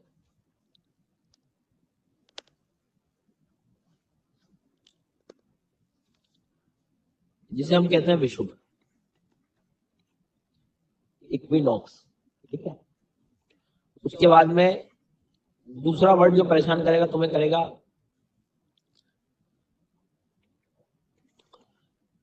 सॉल्स्टिस, अयनांत। ठीक है, इसको समझेंगे अपन क्या है ये। तो इक्विनॉक्स का मतलब तो क्या है? इक्वल जैसी बात इमेजिन कर लो। जब भी, ध्यान से सुनना, जब भी सन इक्वेटर पे होगा, जब भी सन भूमध्य रेखा पर होगा, कब होता है? 2 तारीख में होता है, 21 को होता है, और 23 को होता है। अपने नोट चेक कर लो, टेबल वाला देखो जाए। और टेबल नहीं भी देखना तो इमेजिन कर लो, आपको गर्मी ठंड कुछ नहीं लग रही है, मतलब सनलाइट बीच में। तो इस दौरान इक्विनॉक्स वो दशा होती है, विषुव वो कंडीशन है जब सनलाइट इक्वेटर पे हो, भूमध्य रेखा पे हो, और उस दिन दिन रात बिल्कुल क्या होंगे? बराबर होंगे पूरी पृथ्वी पर। डे नाइट बराबर की कंडीशन होगी। इक्विनॉक्स शब्द, तो इक्विनॉक्स वर्ड क्लियर हो गया। इक्विनॉक्स का पहला इंप्रेशन क्या आएगा तुम्हारे दिमाग में? कि सनलाइट कहाँ है, बस इतना बता दो। वेरी नाइस, इक्वेटर पे। इस पूरे डायग्राम में तुम्हारे पास इक्विनॉक्स वर्ड की लोकेशन समझ आ गई। ठीक है, इक्विनॉक्स डन। अब बचा सॉलिस्टिस। तो सॉलिस्टिस को कहाँ चिपकाऊंगा मैं? दो ही शब्द है, तो एक सॉलिस्टिस यहाँ वर्ड लगा दूंगा, यहाँ लगा दूंगा। मतलब जब भी कैंसर या कैप्रिकॉन वाली लाइन पे सनलाइट है, ट्रॉपिक्स पे है, जब भी कहाँ है? ट्रॉपिक ऑफ कैंसर पर है या कैप्रिकॉन पर है, कर्क रेखा या मकर रेखा पे जब सूर्य है, तो उसे अयनांत या सॉलिस्टिस कहते हैं। इसका मतलब समझो, सॉलिस्टिस का मतलब क्या है? सन रीचेज इट्स हाईएस्ट पॉइंट। सूर्य अपनी सबसे उच्चतम अवस्था पे पहुंच गया है। और उच्चतम अवस्था क्या थी? कि कौन सा लैटिट्यूड? कौन सा लैटिट्यूड? 23.5। ओवरहेड 90 डिग्री का वही बन रहा है बस, रिवॉल्यूशन में उसके ऊपर जा नहीं रहा है। तो जब भी कैंसर कैप्रिकॉर्न पे सन है, वो कंडीशन सॉलिस्टिस कहलाएगी, अयनांत। समझ आ गई मेरी बात? और जब भी इक्वेटर पे होगा सन, वो चीज क्या हो गई? तो अभी मैंने शब्दों का मतलब समझाया है। इक्वल, इक्विनॉक्स, इक्वल, याद। और कई बार सॉलिस्टिस, अयनांत, अयनांत, संक्रांति शब्द कई बार वर्ड यूज कर लेते हैं, सॉलिस्टिस।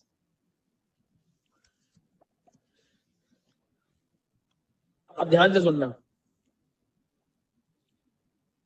21 ऑफ, देखो अब ऐसे क्वेश्चन क्वेश्चन कैसे आते हैं ना, प्लीज फोकस करना। नॉर्थ में, नॉर्थ हेमिस्फीयर में समर सीजन कब होगा? बताओ। नॉर्थ में विंटर सीजन कब होगा? बताओ। अगला क्वेश्चन, साउथ में समर सीजन कब होगा और विंटर सीजन कब होगा? प्लीज सॉल्व करो इसे।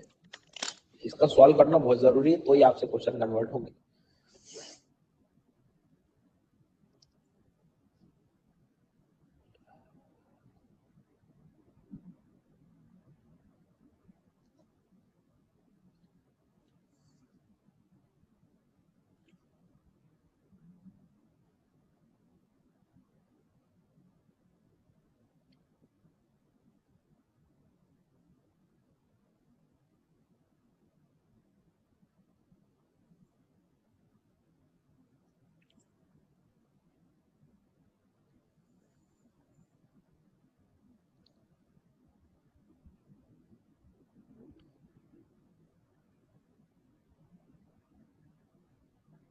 हो गया।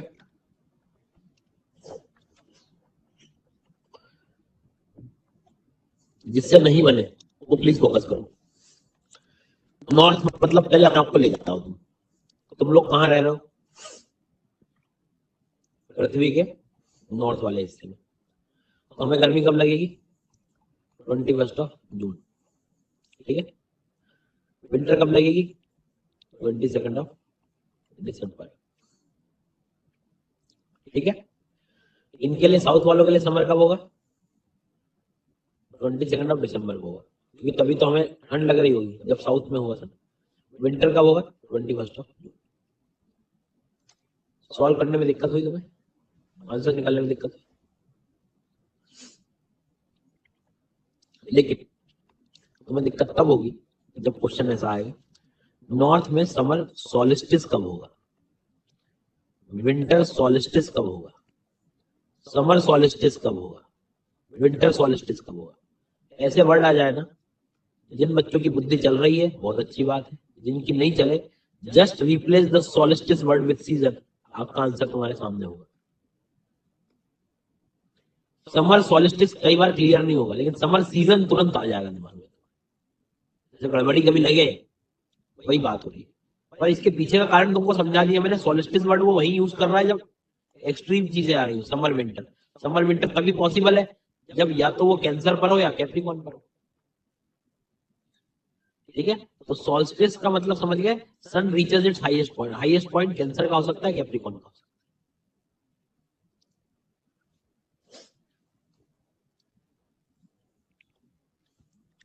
उल्टा सवाल आ सकता है कि नॉर्थ में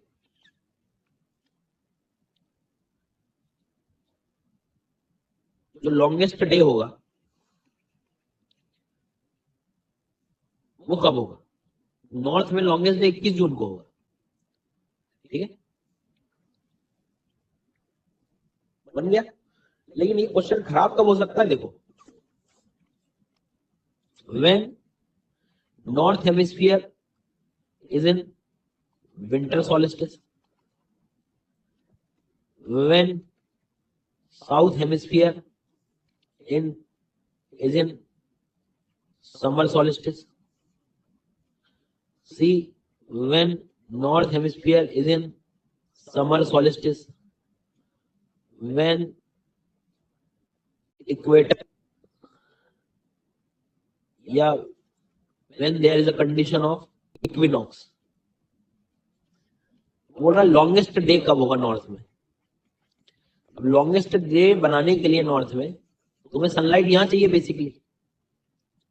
तो north hemisphere winter solstice winter season में बनेगा क्या? नहीं बनेगा। सॉलिस्टिस मतलब सीजन कन्वर्ट कर दो, तुम्हें दिमाग में चलने लगेगा। साउथ हेमिस्फीयर में समर होगा, यार साउथ में समर होगा मतलब सनलाइट यहाँ हो गया, गलत क्वेश्चन गलत हो गया। When north hemisphere experiences summer solstice, summer season, ग्रीष्म ऋतु ऊपर होगी, तो आंसर ही हो जाएगा। समझे? तो सॉलिस्टिस वर्ड कहीं भी आ जाए ना, उसको तुम सीजन कन्वर्ट करो, तुम्हारी बुद्धि तेज चलने लगेगी तुम्हारी।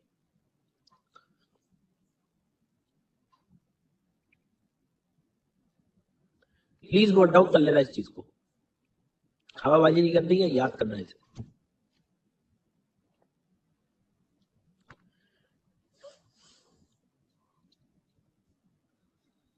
Sir please repeat. बहुत बढ़िया बेटा, यही करना है अपने को जीवन में एकमात्र काम। जब पढ़ाए तब ध्यान मत दो, बाद में घबरा जाओ।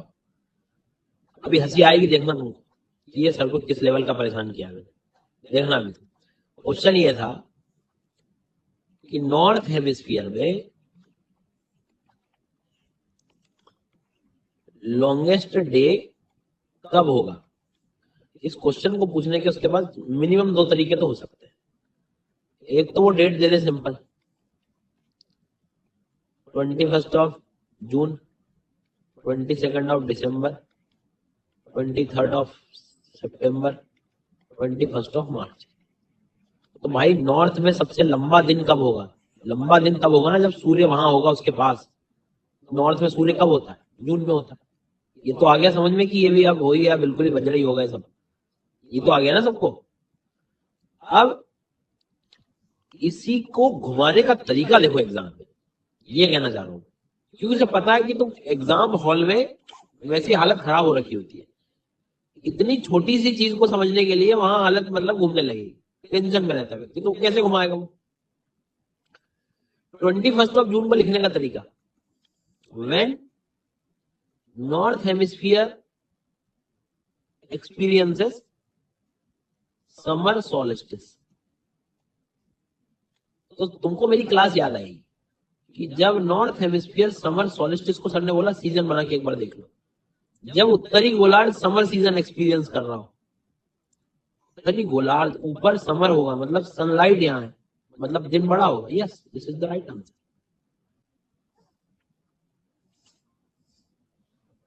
समझ आई बात। सीजन लिख देता तो जल्दी कनेक्ट कर देते तुम, वो जानबूझ के सोलिस्टिस लिख देता है। इसी बात को 22 को क्या लिख देता हूं, when north hemisphere experiences winter solstice.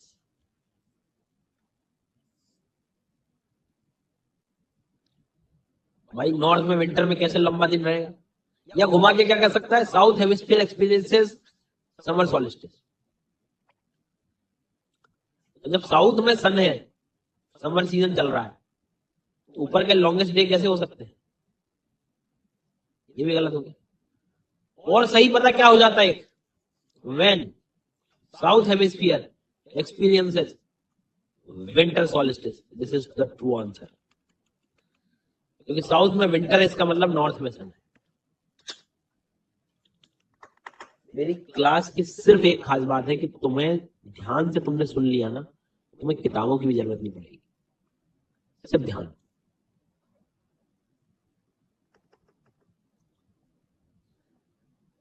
दुनिया के सारे दुख दूर करके भुला के तो ही क्लास में बैठा करो।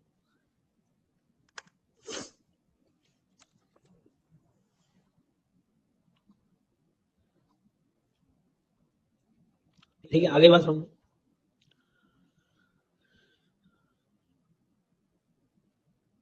तो ये वर्ड आपने समझ लिया कि समर, ये लिख लेना है ना कि कब समर सीजन बनता है। और एक क्वेश्चन ये भी बता दिया मैंने इसमें कि लॉन्गेस्ट डे कब होता है। एक आखिरी क्वेश्चन और कर लो और दो कंडीशन बताओ मेरे को उसकी। साउथ में, साउथ हेमिस्फीयर में लॉन्गेस्ट डे की 3 कंडीशन बता सकते हो मुझे कि क्या क्या ऑप्शन में दे सकता है कंफ्यूज करने के लिए।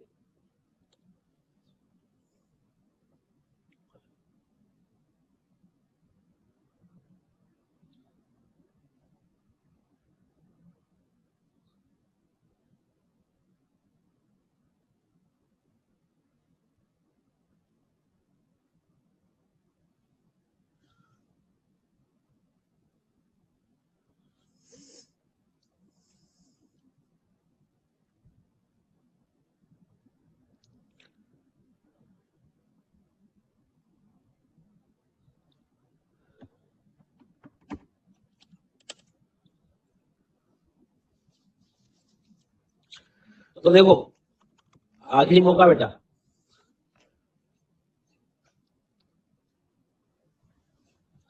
क्या कह रहा है वो, साउथ हेमिस्फीयर में, दक्षिण में लंबे दिन कब होंगे, लॉन्गेस्ट डे कब होगा बेटा। तो देखो, दिन तभी बड़ा होगा ना, दिन तभी बड़ा होगा जब सन होगा। क्या बात है, कुछ बच्चे एकदम अलाइंड हो गए हैं मेरी बात, मतलब आर पार खेत पार, यही चाहिए जीवन में इस बार। चलो, तो सन जो है साउथ में है। अब इस सन के साउथ होने की बातों को कितनी बार तरीके से घुमाया जा सकता है। या तो 22 बोला जा सकता है, सनलाइट वही होता है। या बोल सकता है वो कि साउथ हेमिस्फीयर एक्सपीरियंसेस कौन सा सोलिस्टिस, समर सोलिस्टिस, मतलब समर सीजन। या साउथ, या north hemisphere experiences winter solstice, शीत का, शीत ऐलान चल रहा होगा उत्तरी गोलार्ध में, उत्तर में ठंड लग रही होगी तभी तो, मतलब अरे जरे समझ आ गया जरे। ठीक है,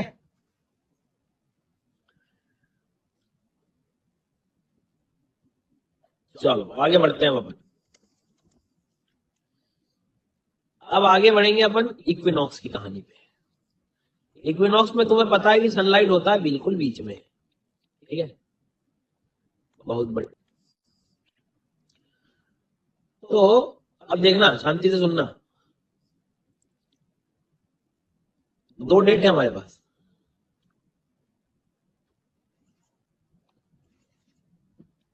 नॉर्थ का बोलेगा पहले, ये नॉर्थ में ऑटम सीजन कब बनाओगे, ऑटम इक्विनॉक्स कब होगा, और स्प्रिंग इक्विनॉक्स कब होगा। स्प्रिंग को कई बार वर्नल भी बोल देते हैं ना, वर्नल इक्विनॉक्स, तो घबराने की जरूरत नहीं।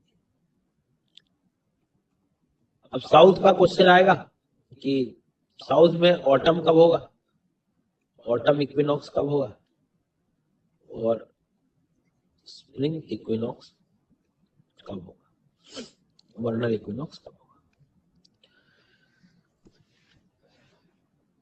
अब दिमाग लगाओगे तो बन जाएगा क्वेश्चन, इक्वेटर वाली कंडीशन है वो है।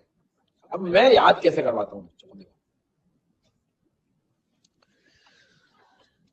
इतना तो तुम्हें पता है, स्टेप नंबर 1 वसंत को हम स्प्रिंग कहते हैं, इतना तो पता है कि नहीं पता। और आसान बना दूं, भारतीय कैलेंडर में वसंत पंचमी एक तिथि होती है, वसंत पंचमी आ गई। कभी अनुभव क्या होगा ना, जीवन का अनुभव, तो वसंत पंचमी अभी के समय पे आएगी, फरवरी मार्च के आसपास है, इस समय नहीं। और एकदम घरेलू स्तर पर चला जाऊं तो ये सरस्वती पूजा तो हम कहते ही हैं। अक्सर लोगों के मुख में एक शब्द होता है कि जब कुछ काम मुहूर्त में नहीं हो रहे हो तो ये वो डेट होती है मुहूर्त, इस दिन भर मुहूर्त होता है। शादी की डेट नहीं निकल रही, इसी दिन कर लो आप, सबसे बढ़िया काम, बिना मुहूर्त के शादी बढ़िया इसी दिन। बसंत पंचमी मतलब बिना मुहूर्त के सब कुछ, सब उस दिन पूरा ही मुहूर्त है। हो जाएगी ना बात। अब हंसने वाली बात नहीं, तुम्हारा क्वेश्चन सॉल्व करवा रहा हूँ। एक बच्चा कह रहा वाह मजा आ गया, अच्छी चीज बता दी आपने, ध्यान रखूंगा मैं। रख लो ध्यान। मतलब हमारी इंडिया के कल्चर में हर चीज का इलाज दिया है, हर चीज का। तेरे मुहूर्त नहीं मिल रहा, ये बसंत पंचमी ले, जीवन के आनंद है, सरस्वती जी का आशीर्वाद लीजिए, जीवन में उन्नति करिए। तो अब इतना तो तुम्हें लग गया, फरवरी मार्च के आसपास की बात हो रही है, और बसंत पंचमी हम ही मनाते हैं, ठीक है। तो स्प्रिंग जो है हमारे लिए कब होगा, सीधी सी बात है, इसका मतलब 21 मार्च लिख देंगे हम, बस। अब जब तुम स्प्रिंग 21 मार्च लिख रहे हो तो साउथ वालों का स्प्रिंग कब होगा, 23 सितंबर होगा। जब हमने 21 मार्च स्प्रिंग बना दिया तो हमारे लिए ऑटम कब होगा, 23 सितंबर। और जब हमने ऑटम 23 सितंबर, तो इनके लिए क्या होगा, 20 मार्च। खत्म। 1 मिनट में अंदाजा लगा कि आंसर ले आ सकते, मतलब भूले ही गए, गाड़ी रुक ही गई, पंक्चर ही हो गई, कुछ नहीं हो रहा, तो भी मैं तुम्हें निकाल लूंगा वहां से। एक याद रखो अपना, बसंत पंचमी कि भैया स्प्रिंग सीजन अपना जो होता है वो 21 मार्च का है, तो अब उनका स्प्रिंग 21 में तो नहीं रहेगा, वालों का स्प्रिंग रहेगा सितंबर में। अपना बचा यदि 21 में यहाँ हो गया तो सितंबर में ऑटम हो जाएगा, और ऑटम अब उनका मार्च में चला जाएगा, सिंपल। और बाकी तो तुम्हें पता ही है, ऑटम सीजन बना सकते हो तुम, सीजन बना सकते हो, सीजन बना सकते हो, सीजन बना सकते हो। समझ में आ गई बात, मतलब याद नहीं हुआ तो भी हम ये कह सकते हैं इक्विनॉक्सेस ये वो कंडीशन है जब इक्वेटर पर हाईएस्ट टेम्परेचर देखे जाएंगे, तापमान सबसे अधिक होगा, खुद देख लो आप, इसी टाइम होगा। और कब देखोगे,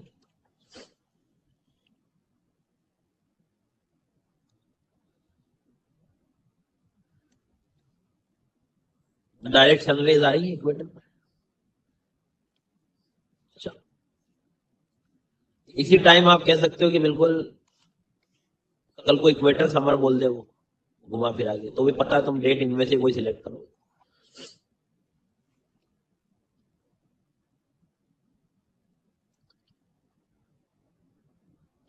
अब ध्यान से सुनना जरा, इस डायग्राम से तुमने देख लिया कि या तो वो सोलिस्टिस यहां तक जा रहा है या इक्वेटर यहां, मतलब इसके बियॉन्ड 90 डिग्री का एंगल नहीं बन रहा है।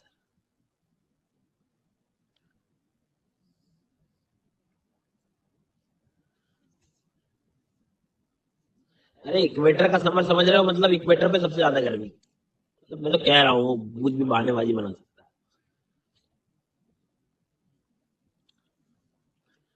ठीक है, अब मेरी बात ध्यान से सुनना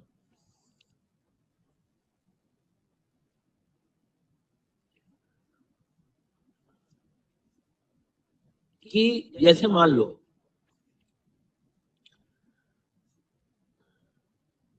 क्वेश्चन करवा दीजिए।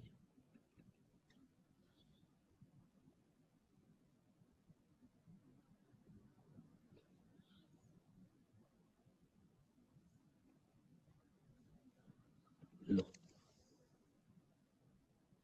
क्वेश्चन कर लो तुम लोग, नहीं लो ना, अभी टॉपिक हुआ नहीं है, फिर क्वेश्चन गलत हो जाएंगे, फिर मैंने इतनी पढ़ाई करी, इतनी मेहनत कर, अब मेरे से तो क्वेश्चन ही सॉल्व नहीं हो रहे। क्यों? जब आप पढ़ा रहे थे तब मैं क्वेश्चन करने की क्या, पढ़ तो लो, तुम पूरा टॉपिक ही नहीं हुआ अभी, अभी 50% भी नहीं हुआ टॉपिक,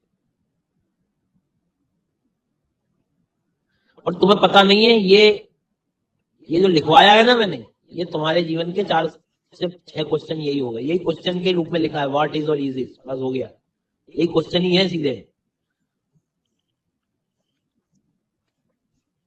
थोड़ा रुको, समय दो मेरे को, मतलब पहले टॉपिक पढ़ो, आधे अधूरे में फिर हवाबाजी जो है फिर नहीं हो पाएगी तुमसे। सुनो ध्यान से,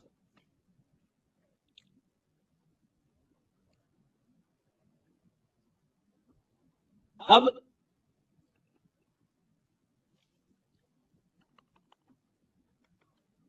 सनलाइट को आपने देखा तो जून में यहां पर था, है ना, तो मैं कुछ डेट्स लिख रहा हूं, मुझे बताना।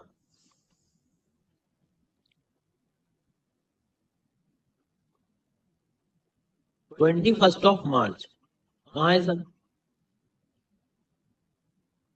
इक्वेटर पर। ठीक है, hello hello hello hello hello hello hello, याद आ रहा है, याद आ रहा है?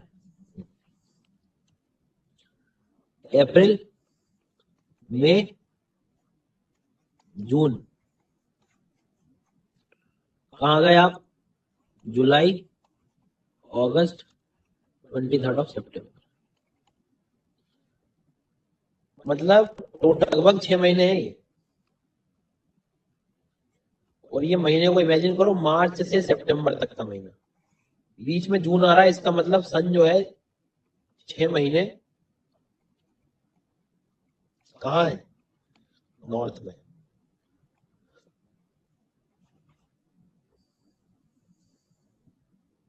मतलब मार्च के बाद ये वो समय है जब हम कहने लगते हैं कि भारत में, भारत तो छोड़ो, सूर्य का उत्तरायण होने लगा है। उत्तरायण मतलब नॉर्थ की तरफ जाएगा वो, 6 महीने ऊपर ही रहेगा। फिर 23 सितंबर के बाद से वो कहने के लिए दक्षिणायन, हालांकि भारत के ट्रेडिशन में ये अभी संक्रांति को धीरे से शुरू कर देते हैं, 1 डेढ़ महीने पहले ही, बट वो समय, उसका कनेक्शन ये चीज है कि अपने गोलार्ध को छोड़कर दूसरे गोलार्ध में जाना, अपने हेमिस्फीयर को छोड़कर। तो 23 सितंबर, अक्टूबर, नवंबर, दिसंबर, जनवरी, फरवरी, मार्च, 21 मार्च, मतलब दिसंबर आ गया महीना, मतलब ये इसमें सन जो है 6 महीने कहाँ होगा? साउथ में होगा, दक्षिण में रहेगा, दक्षिणायन की तरफ। ये बहुत जरूरी है अगला स्टेप आपके प्रिपरेशन में, कि आपको टाइम पीरियड के अकॉर्डिंग इतना सन की लोकेशन पता हो यार, मैं ये सिखाना चाहता हूँ, तो बहुत गड़बड़ होगी फिर से। जैसे मैं कोई भी डेट दूंगा तो आपका स्टेप नंबर 1 होना चाहिए इमेजिनेशन का, 2-3 बार में टाइम लगेगा, चौथी बार में जल्दी क्लिक होने लगेगा। स्टेप नंबर 1 की सर ने जो भी रैंडम डेट दी है वो किस में फिट होती है? पहले वाले सेक्शन में, दूसरे वाले सेक्शन, मतलब जून के आसपास वाले महीने हैं कि दिसंबर के आसपास हो, क्योंकि एक बार जहां सन की लोकेशन समझ आई आपको पूरी पिक्चर समझ आ जाएगी कि टेम्परेचर किधर ज्यादा है वर्ल्ड में किधर कम है, क्योंकि वो कंट्री यदि आपको पता है कि किस हेमिस्फीयर में बैठी हुई है तो फिर तो कहीं से कहीं तक दिक्कत नहीं है आपको। जैसे मैंने कहा 15 अगस्त, तो 15 अगस्त में सन की लोकेशन कहाँ है?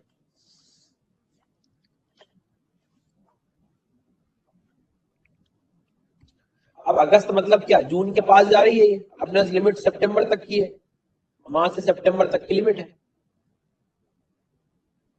तो नॉर्थ में सन, मतलब आप ज्यादातर टेम्परेचर किधर दिखेगा, कौन से हेमिस्फीयर में ज्यादा दिखेगा? नॉर्थ में ज्यादा दिखेगा, सनलाइट नॉर्थ में। आप अपने बर्थडे उठा लो सब लोग, और बर्थडे पे आप देखो कि सन एक्चुअल में कहाँ है, कौन से हेमिस्फीयर में, 50 किलो आपका।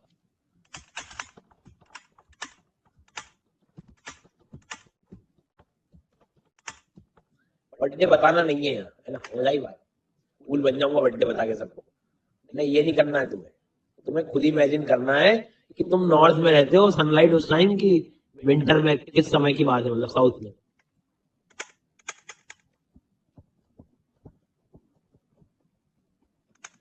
और बर्थडे भी होना है ज्योग्राफी के लैंग्वेज में। सन उसी दिन कैंसर पे आता है, सन उसी दिन कर्क रेखा पे आता है। हाँ मतलब 21 जून नहीं बता पाऊंगा, देख लो आप।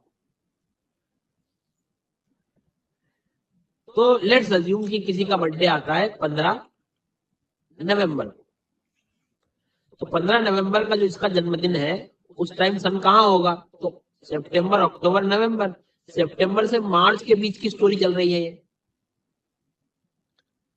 बहुत बढ़िया। तो आपसे टोटल 3 पोल कराऊंगा मैं, 3 क्वेश्चन बस पूछूंगा, ज्यादा नहीं। A option north hemisphere, B option south hemisphere, उत्तरी गोलार्ध और दक्षिणी गोलार्ध, सी ऑप्शन दीवार से टिक गया हूं,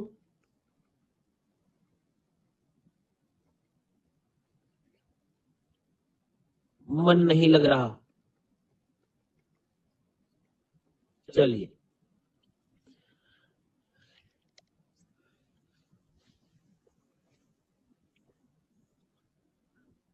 अगर कोई व्यक्ति 25 अप्रैल की बात कर रहा है, 25 अप्रैल, तो 25 अप्रैल को सनलाइट कहाँ होगा बताओ?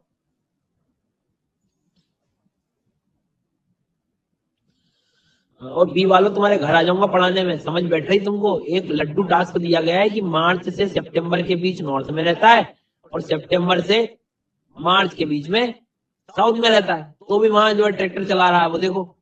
बुद्धि लगानी है यहाँ। अब अप्रैल क्या है, मार्च के बाद आता है, अप्रैल मई जून ऊपर नॉर्थ में रहेगा। अगला सवाल, 3 सवाल है, तुम्हें शक्ति प्रदर्शन करने का मौका सिर्फ 3 बार मिलेगा, एक बार हो गया। दूसरा,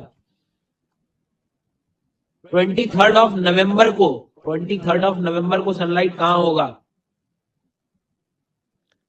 देखिए,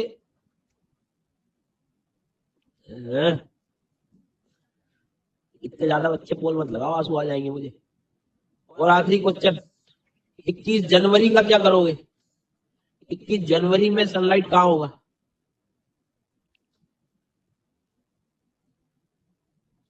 ये घबरा जाऊंगा। अब हंसी आनी चाहिए तुम्हें। मार्च से सितंबर नॉर्थ में और सितंबर से मार्च साउथ में, और जनवरी पूछा है मैंने। जनवरी किस स्लॉट में आता है? आंसू आए नहीं, आंसू सूख गए मेरे। हाँ, साउथ में ही रहेगा। अभी तो साउथ में घूम रहा है, आज की भी देखोगे तो। ठीक है, चलो खत्म, आगे बढ़ते हैं।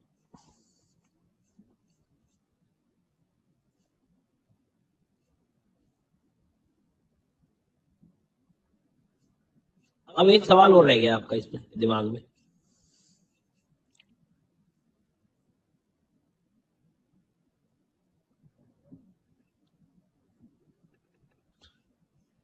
सर टॉपिक खत्म? कहाँ से खत्म हो गया भैया, ऐसा नहीं होता भैया, ऐसे कुछ भी प्रिजम्पशन नहीं लगाने होते भैया। कहाँ से टॉपिक खत्म हो जाएगा? नहीं सर, मैं क्या, मैंने नोट्स ओपन कर लिए हैं वहां के चुराए हुए, और मैं पेज पलट पलट के मैच कर रहा हूँ कि देखो तुम सर ने ये चीज कवर कराई कि नहीं, ये कवर कराई कि नहीं, ये रह भैया ये कवर कराई कि नहीं। मैचिंग कलेक्टर बनूंगा मैं पूछ लूँ सर से कि टॉपिक खत्म हो गया क्या, फिर सर बोल देंगे हाँ हो गया, फिर मैं लिख दूंगा फटाफट, ये तो नहीं कराया तुमने, ये वाला नहीं कराया। आप कभी ये चीज टाइप कर ही नहीं पाओगे मेरी क्लास में, अफसोस रहेगा मुझे इस बात का।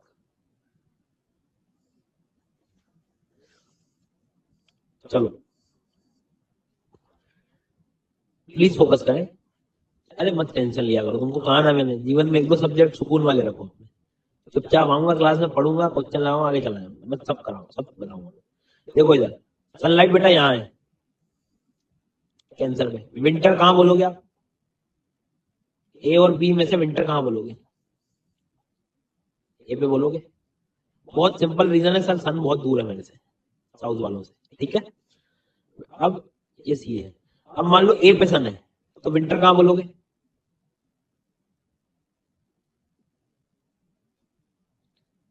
अरे सन ए पे है तो सी विंटर सीजन कहाँ होगा, सी वालों को ठंड लगेगी ना, दूर हो गए, जितने दूर जाओगे उतना ठंड रहेगा। बी वाले को सोचो, इक्वेटर पे विंटर कभी हो पाएगा क्या, सोचो शांति से, इक्वेटर कभी विंटर एक्सपीरियंस कर पाएगा क्या, क्यों क्यों नहीं कर पाएगा, सोचो। सर या तो सन कहाँ जा रहा है, कैंसर तक जा रहा है, या कैप्रिकॉर्न तक जा रहा है, इससे ज्यादा दूर थोड़ी जा रहा है सन, इक्वेटर के पोल्स पे थोड़ी बैठा है। मतलब सूर्य की मैक्सिमम लिमिट इक्वेटर से ज्यादा दूर जा ही नहीं रही है, या तो कैंसर कैप्रिकॉर्न तक जा रहा है। मतलब पता है, इक्वेटर का मिनिमम टेम्परेचर भी देखना होगा ना, तो आप 21 जून को और 22 दिसंबर को देख पाओगे बस।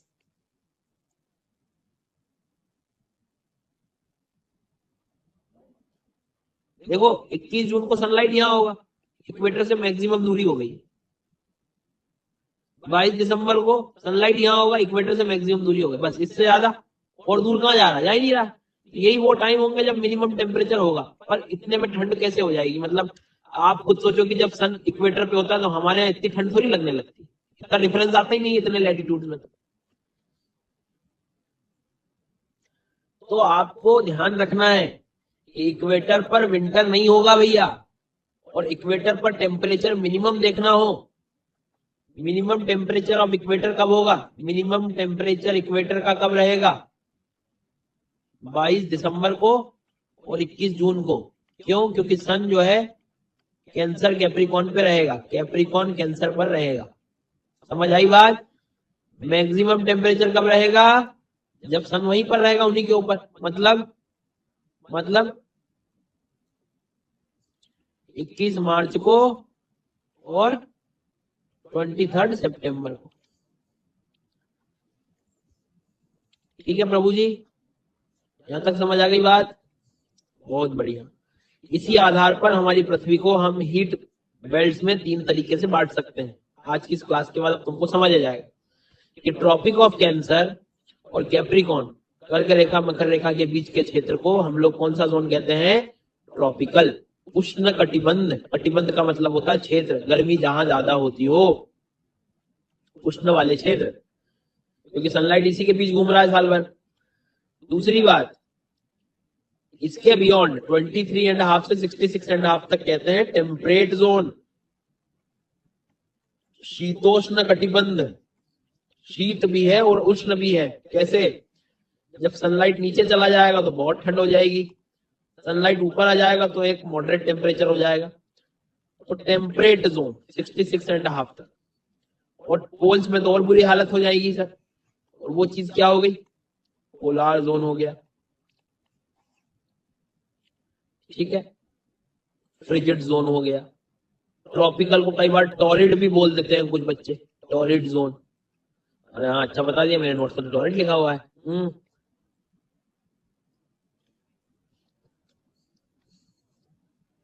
तो टॉरिड और ट्रॉपिकल गर्मी वाले क्षेत्र, उसके बियॉन्ड टेम्परेट, और उसके बियॉन्ड पोलर। ठीक है, नहीं हम नहीं समझेंगे, हमारा ध्यान तो पुरानी स्लाइड में, हमको पहले वो दिखाओ, वो लिखेंगे हम। भाई रोबोट नहीं बनना है, बुद्धि लगा के लिखना है। खुद ही लिख सकते थे कि मैक्सिमम टेम्परेचर जो है कब है, खुद ही लिख सकते थे कि मिनिमम टेम्परेचर कब होता है, पर नहीं,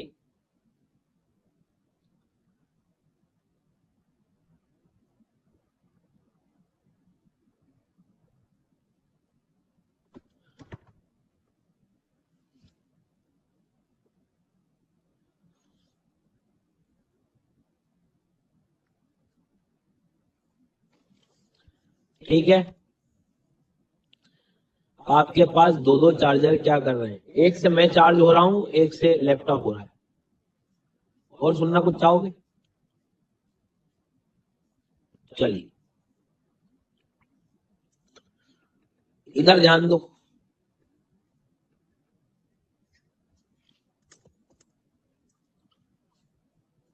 मतलब जब आपका सामान्य ज्ञान कहीं छूट जाता है ना, मतलब पीछे कहीं जीवन में छूट जाता है, तो इस तरह के सवाल उठते रहते हैं कि दो चार्जर किस चीज के होंगे इनके, जीवन से कहीं दूर हो चुका है सामान्य ज्ञान मेरे। चलो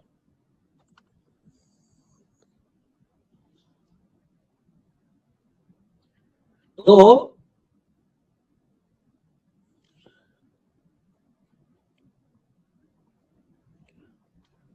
ये वाला एरिया क्या हो गया आपके लिए, ये वाला एरिया क्या हो गया, ट्रॉपिकल। ये 66.5 वाली लाइन तक ये वाले क्षेत्र क्या हो गए, टेम्परेट। और उसके बियॉन्ड गुड। तो मतलब ऐसा समझ लो आप, करीब करीब ये हो गया ट्रॉपिकल एरिया, इसके बियॉन्ड ये हो गए आपके आधे, पृथ्वी के आधे हिस्से किसमें आ गए, टेम्परेट। और ये बचे हुए पोलर रीजन तक ये हो गए ठंडे क्षेत्र।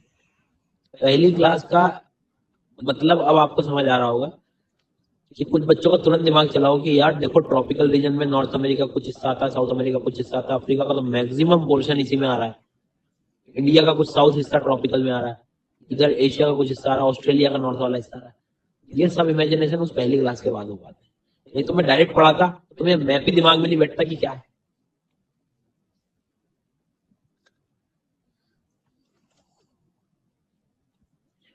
पर अभी इनकी लोकेशन वगैरह तुम्हें दिमाग में बैठ गई सबसे अच्छे से। तो ट्रॉपिकल वर्ड समझ आ गया। तो भारत ट्रॉपिकल कंट्री है कि क्या है बताओ। तो सर मेरे को तो सर बोले भारत दोनों में दिखाई दे रहा है सर जी, भारत कैंसर वाली लाइन में भी आ रहा है और ऊपर भी आ रहा है, तो tropical as well as temperate. तो इस ट्रॉपिकल के नजदीक वाले क्षेत्रों को कई बार हम लोग सब ट्रॉपिकल एरिया भी बोल देते हैं। जी हाँ, दोनों है, टेम्परेट भी हो गया और ट्रॉपिकल भी हो गया। इसलिए जितना नीचे जाऊंगा इक्वेटर के करीब जाते जाऊंगा। अच्छा, अभी देखा इक्वेटर में विंटर कभी होती नहीं है, मतलब एक औसत टेम्परेचर तुम्हें इक्वेटर पे हमेशा अधिक देखने को मिलेगा। अब तुम खुद देखो कि इक्वेटर के रीजन जो है या ट्रॉपिकल रीजन जो है, यहाँ पर टेम्परेचर की कभी तुम्हें कमी दिखाई देगी क्या, सोचो आराम से। अगर तापमान मेरे पास अच्छा है और समुद्र है, ओशियन है, पेड़ पौधे हैं, तो मेरे पास वाष्पीकरण की भी कोई कमी नहीं है, एवोपरेशन बहुत होगा। कितना होगा वाष्पीकरण, और एवोपरेशन जब जितना ज्यादा होगा तो खुद सोचो आप कि रेनफॉल खूब ज्यादा होगी, रेनफॉल ज्यादा होगी तो फॉरेस्ट अपने आप में बहुत ज्यादा हो जाएंगे। क्यों, दुनिया के सबसे घने वन आपको इन्हीं क्षेत्रों में देखने को मिलते हैं। अब इन घने फॉरेस्ट में इतने घने हो जाते हैं ये कि इनके अंदर एक कंपटीशन जनरेट हो जाता है, किस बात का, कि मैं जितना तेजी से बढ़ूंगा उतना सनलाइट को ले पाऊंगा। इस तेजी के बढ़ने में इनकी हाइट भी बहुत बढ़ जाती है। मतलब ये सब टेम्परेचर का फर्क देखो आप, तो आप देखोगे सबसे घने वन यही इन जगहों पे आपको देखने को मिल रहे हैं। इतने ज्यादा घने वन होते हैं कि इन जगहों पे आपको रेंगने वाले जीव बहुत मिलेंगे, धीरे चलने वाले जीव बहुत मिलेंगे, स्पीडी एनिमल्स नहीं मिलेंगे। तुम सोचो कि यहाँ मुझे टाइगर मिल जाए, लॉयन मिल जाए, नहीं, इससे थोड़ा दूर मिलेंगे। आपने सुना होगा एनाकोंडा का जो है ब्राजील के घने जंगलों में, अमेज़न में, वो यही है। तो स्पीडी एनिमल्स इनसे थोड़े दूर मिलेंगे जब थोड़ा डेंस फॉरेस्ट कम हो जाएगा, टेम्परेचर थोड़ा सा कम होने लगे। अब आप खुद देखो, ये वो देश है जहां तापमान अत्यधिक बना रहता है बोलो हाँ, लेकिन ये वो देश है जहां पर बड़ा मॉडरेट टेम्परेचर बना रहता है, बिल्कुल मध्य वाला, मतलब मतलब बहुत गर्मी भी नहीं है। अब मैं आपसे एक सवाल पूछूं, बेसिक सवाल, अफ्रीका के हाल देखो आप। अफ्रीका का हाल ऐसा नहीं लग रहा, बिल्कुल गर्मी में, नमी में, उमस में, तुमको एकदम उमस, नमी, ह्यूमिड कंडीशन में बिठा दूं मैं काम करने के लिए, और एक व्यक्ति जो एसी में बैठा हुआ है, काम करने की एफिशिएंसी किसमें ज्यादा होगी? एसी वाले में, शांति से टेम्परेचर मेंटेन है। आप अक्सर देखना कि यहाँ पर उतनी ज्यादा वर्किंग एफिशिएंसी ना होने के कारण ज्यादातर दुनिया के अंडर डेवलप्ड देश तुम्हें यहीं पर देखने को मिलेंगे, इक्वेटर के आसपास। और जितने डेवलप्ड नेशन है वो तुम्हें देखो आप ये ऊपर ही दिखाई देंगे तुम्हें।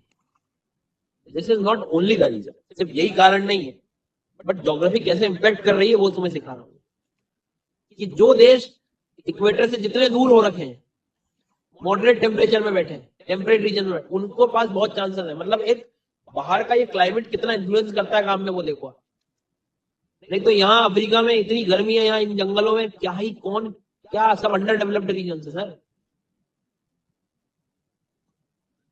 अक्सर आपने देखा होगा सीजन्स में बारिश का मौसम डॉक्टरों का मौसम कहते हैं, क्योंकि उस समय उमस में, नमी में, ह्यूमिड कंडीशन में, आर्द्रता में मच्छर, कीट, ये सब पनप रहे होते हैं, बीमारियां फैल रही होती हैं। ये अफ्रीका के क्षेत्र देखो, ये क्षेत्र देखो आप, यहाँ तो साल भर यही हाल है, रोज बारिश हो रही है। तो तुम खुद सोचो कि अच्छे से अच्छी, जितनी बड़ी से बड़ी बीमारी का उद्गम कहां से होता है? शुरू अफ्रीका से हुआ है। कई बार आप देखो इतिहास में बहुत सारी चीजें, डेंगू ले लो, मलेरिया ले लो, कितनी सारी बीमारी, अक्सर कोई कोई यहाँ के वायरस, वो वायरस, ये वायरस, यहाँ वहां, मतलब बेसिक। अब सभी नहीं होंगे, तुमने तो सबसे पहले कोरोना नहीं आया, बाकी और बताओ। तो बहुत सारे वायरस तुम्हें यहीं पर देखने को मिल जाएगा। अब क्या होता है, जब वायरस की जब शुरुआत होती है और अंडर डेवलप्ड में होती है, तो तुरंत वैक्सीन बनेगा क्या? कभी नहीं बनेगा। वो जब तक बाहर में फैलता है, फिर धीरे वैक्सीन बनता है, तब तक यहाँ पर मृत्यु के दर क्या हो जाते हैं, डेथ रेट क्या हो जाती है, बढ़ जाती है। तो इन जगहों पे डेथ रेट बहुत ज्यादा है, मृत्यु का दर, मरने वालों की संख्या ज्यादा है। अब घर का वंश कौन चलाएगा? इसके डर से ऑटोमेटिकली बर्थ रेट क्या हो जाते हैं, फिर यहाँ पर बर्थ रेट भी फिर बहुत ज्यादा हो जाते हैं, जन्म दर बढ़ जाते हैं। अब जब गड़बड़ी क्या होती है कि जब जन्म भी बहुत हो रहा है, मृत्यु भी बहुत हो रहा है, पॉपुलेशन बहुत फ्लक्चुएट करती है, और इसका कनेक्शन सीधा रिसोर्सेज पे है। रिसोर्सेज पे या तो एकदम दबाव आ जाएगा या रिसोर्सेज वेस्ट भी हो जाएंगे। तो यहाँ की जनसंख्या बहुत ज्यादा फ्लक्चुएट कर रही होती है, गरीबी पे इसका सीधा असर देखने को मिलता है आपको, पूरी इंस्टेबिलिटी हो रखी होती है। लेकिन वही चीज, बीमारियां तुमको यहाँ थोड़ी सी इधर से कम देखने को मिलेगी, लिविंग स्टैंडर्ड यहाँ के गलत दिखाई देंगे तुम। तो ज्योग्राफी किस तरह से आप देखोगे, मतलब अभी तो सिर्फ एक ही फैक्टर बता रहा हूँ मैं, टेम्परेचर वाला, कि टेम्परेचर से बीमारियां और कहां से कहां पहुंच गई, बर्थ रेट, डेथ रेट सब कंट्रोल हो रखे। एग्जैक्ट, मतलब वर्किंग एफिशिएंसी देख लो, अंडर डेवलप्ड नेशन तुम्हें यही ज्यादा देखने को मिल रहा है। डेवलप्ड, अंडर डेवलपिंग, मतलब ये तो अंडर डेवलप हो गए, डेवलप्ड, डेवलपिंग कुछ यहाँ देखने को मिलेंगे, और डेवलप्ड आपको पूरा बिल्कुल टेम्परेट रीजन में लेके बैठा हुआ है। तभी तो जब अभी आप जब थोड़ा पढ़ लोगे 2-3 महीने बाद, न्यूज़पेपर में टर्म सुनोगे, ग्लोबल साउथ, ग्लोबल नॉर्थ, मतलब आप देखोगे एक बंटवारा है पूरे वर्ल्ड में, कि जितनी अंडर डेवलप्ड है वो दक्षिण की तरफ बहुत दिखाई देंगी, और नॉर्थ वाले सब डेवलपमेंट में लगे हुए हैं बढ़िया। नॉर्थ और साउथ का डिवाइड है वर्ल्ड में, आप देखो। और उसमें कहीं ना कहीं एक कारण आपको इधर से भी देखने को मिलेगा, ब्रांड लाइन जो होती है बीच में। खैर, तो आगे रिवॉल्यूशन से किस तरह से फर्क पड़ रहा है, समझ आ रही है बात आप लोग? समर सॉलिस्टिस, विंटर सॉलिस्टिस, बिल्कुल ठीक बात। अब हमारे कुछ बेसिक सवाल रह गए हैं क्या? अभी हमने पोल्स को स्टडी नहीं किया है। पोल्स पर डे नाइट की कंडीशन कैसे हो रही है, दिन और रात की अवस्था कैसे? लोग कहते हैं 6 महीने का अंधेरा होता है, 6 महीने का दिन होता है, वो क्या है वो हम समझेंगे, ठीक है। बट मैंने जो चीजें बताई वो हर देश पे एकदम लागू हो जाए जरूरी नहीं है। इन जनरल टर्म्स में मैंने बताया कि कैसे ज्योग्राफी इन्फ्लुएंस करती है किसी कंट्री को, उसके एस्पेक्ट। ठीक है, समझ आई बात?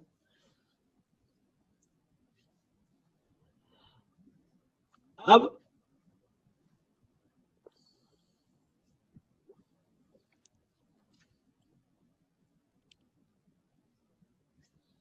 यहां पर इस डायग्राम को देखना, सुनना ध्यान से।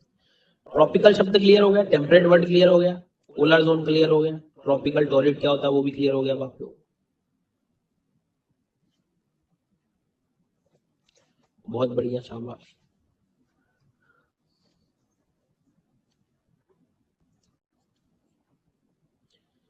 अब इधर देखो ध्यान से,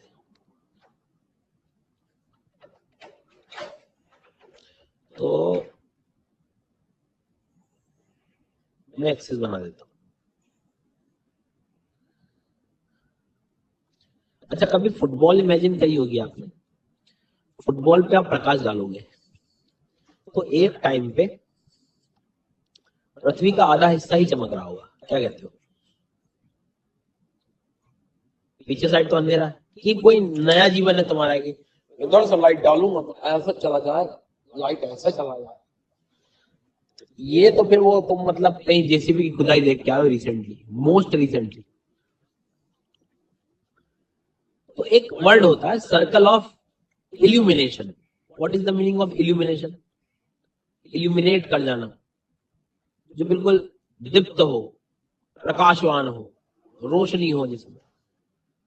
सर्कल ऑफ इल्यूमिनेशन का मतलब आप समझना कि पृथ्वी पर वो सर्कल जिससे डे नाइट डिवाइड होता है, ये फिक्स नहीं है, मतलब ये तो चेंज होता जाएगा, मतलब अर्थ का रोटेशन जैसे चेंज होता जाएगा वैसे डे नाइट का डिवीजन चेंज होता जाएगा। तो आप पूरी अर्थ पे डिवाइड करोगे तो अर्थ पे जब लाइन बनाने जाओगे तो वो एक सर्कल जैसा दिखेगा। तो एक इमेजिनरी लाइन है circle of illumination. Circle of illumination क्या हो गया? एक इल्यूमिनेशन मतलब एक इमेजिनरी लाइन मान लो अर्थ पर, जो डे और नाइट को इक्वली डिवाइड कर देती है, एक प्रदीप्त वृत्त जिसे हम कह सकते हैं। मतलब आप बेसिक बात ये है कि फुटबॉल उठाई आपने, टॉर्च मारी तो सामने वाला एक पूरा जो गोला हिस्सा रहेगा तो सामने प्रकाशवान है, पीछे क्या है? तो अंधेरे और उजाले के बीच में एक लाइन बना सकते हो ना, उसको हम सर्कल ऑफ इल्यूमिनेशन। एग्जैक्टली। अब इसकी भी लोकेशन चेंज होती रहती है। ऑफ कोर्स मूवमेंट जब होगा तो इसकी लोकेशन आपको चेंज होती हुई हमेशा ही दिखाई देगी, तो कोई बड़ी बात नहीं। अब मैं आपको बहुत इंटरेस्टिंग चीज सिखाने वाला हूँ, मतलब एक लास्ट टाइप किया है, उसके बाद अपन फिर शेडो वाली बातें करेंगे। मतलब टॉपिक में भी टाइम है, मतलब आप थोड़ा नेक्स्ट लेवल पे जाने के लिए तैयार हो गए।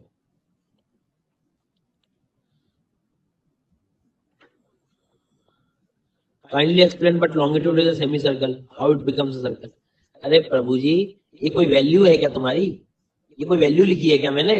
गजब के छात्र हो यार, बताओ। ये कोई वैल्यू लिखी है क्या मैंने कि 25 डिग्री लॉन्गिट्यूड है ये? अरे प्रकाश उजाला आ गया, बस आधे में उजाला आधे में अंधेरा है, तो गोले में ही नहीं है। तुम जो है बिल्कुल इतना यूपीएससी में तो मतलब परेशान, उधर मुकर लिया यूपीएससी। मैं पेपर नहीं दूंगा, ऐसे नहीं होता।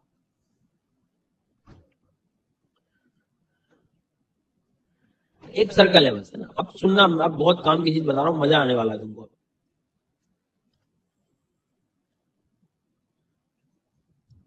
बेटा ये अर्थ टिल्ट तो कराई दिया था मैंने, बोलो हाँ। ये तुम्हारे लिए इक्वेटर हो गया, बोलो हाँ। एक टाइम पे सूर्य प्रकाश पृथ्वी के आधे हिस्से में दे सकता है, ये तुमको पता है, ये तुम बहुत अच्छे से जानते हो। मतलब एक टाइम पे आप देखोगे तो भाई पृथ्वी, आधी पृथ्वी चमक सकती है बस, ये इतना हिस्सा ही चमक सकता है, आधा तो अंधेरे में रहेगा। ठीक है, ओके सर। अब मेरा एक सवाल है तुमसे,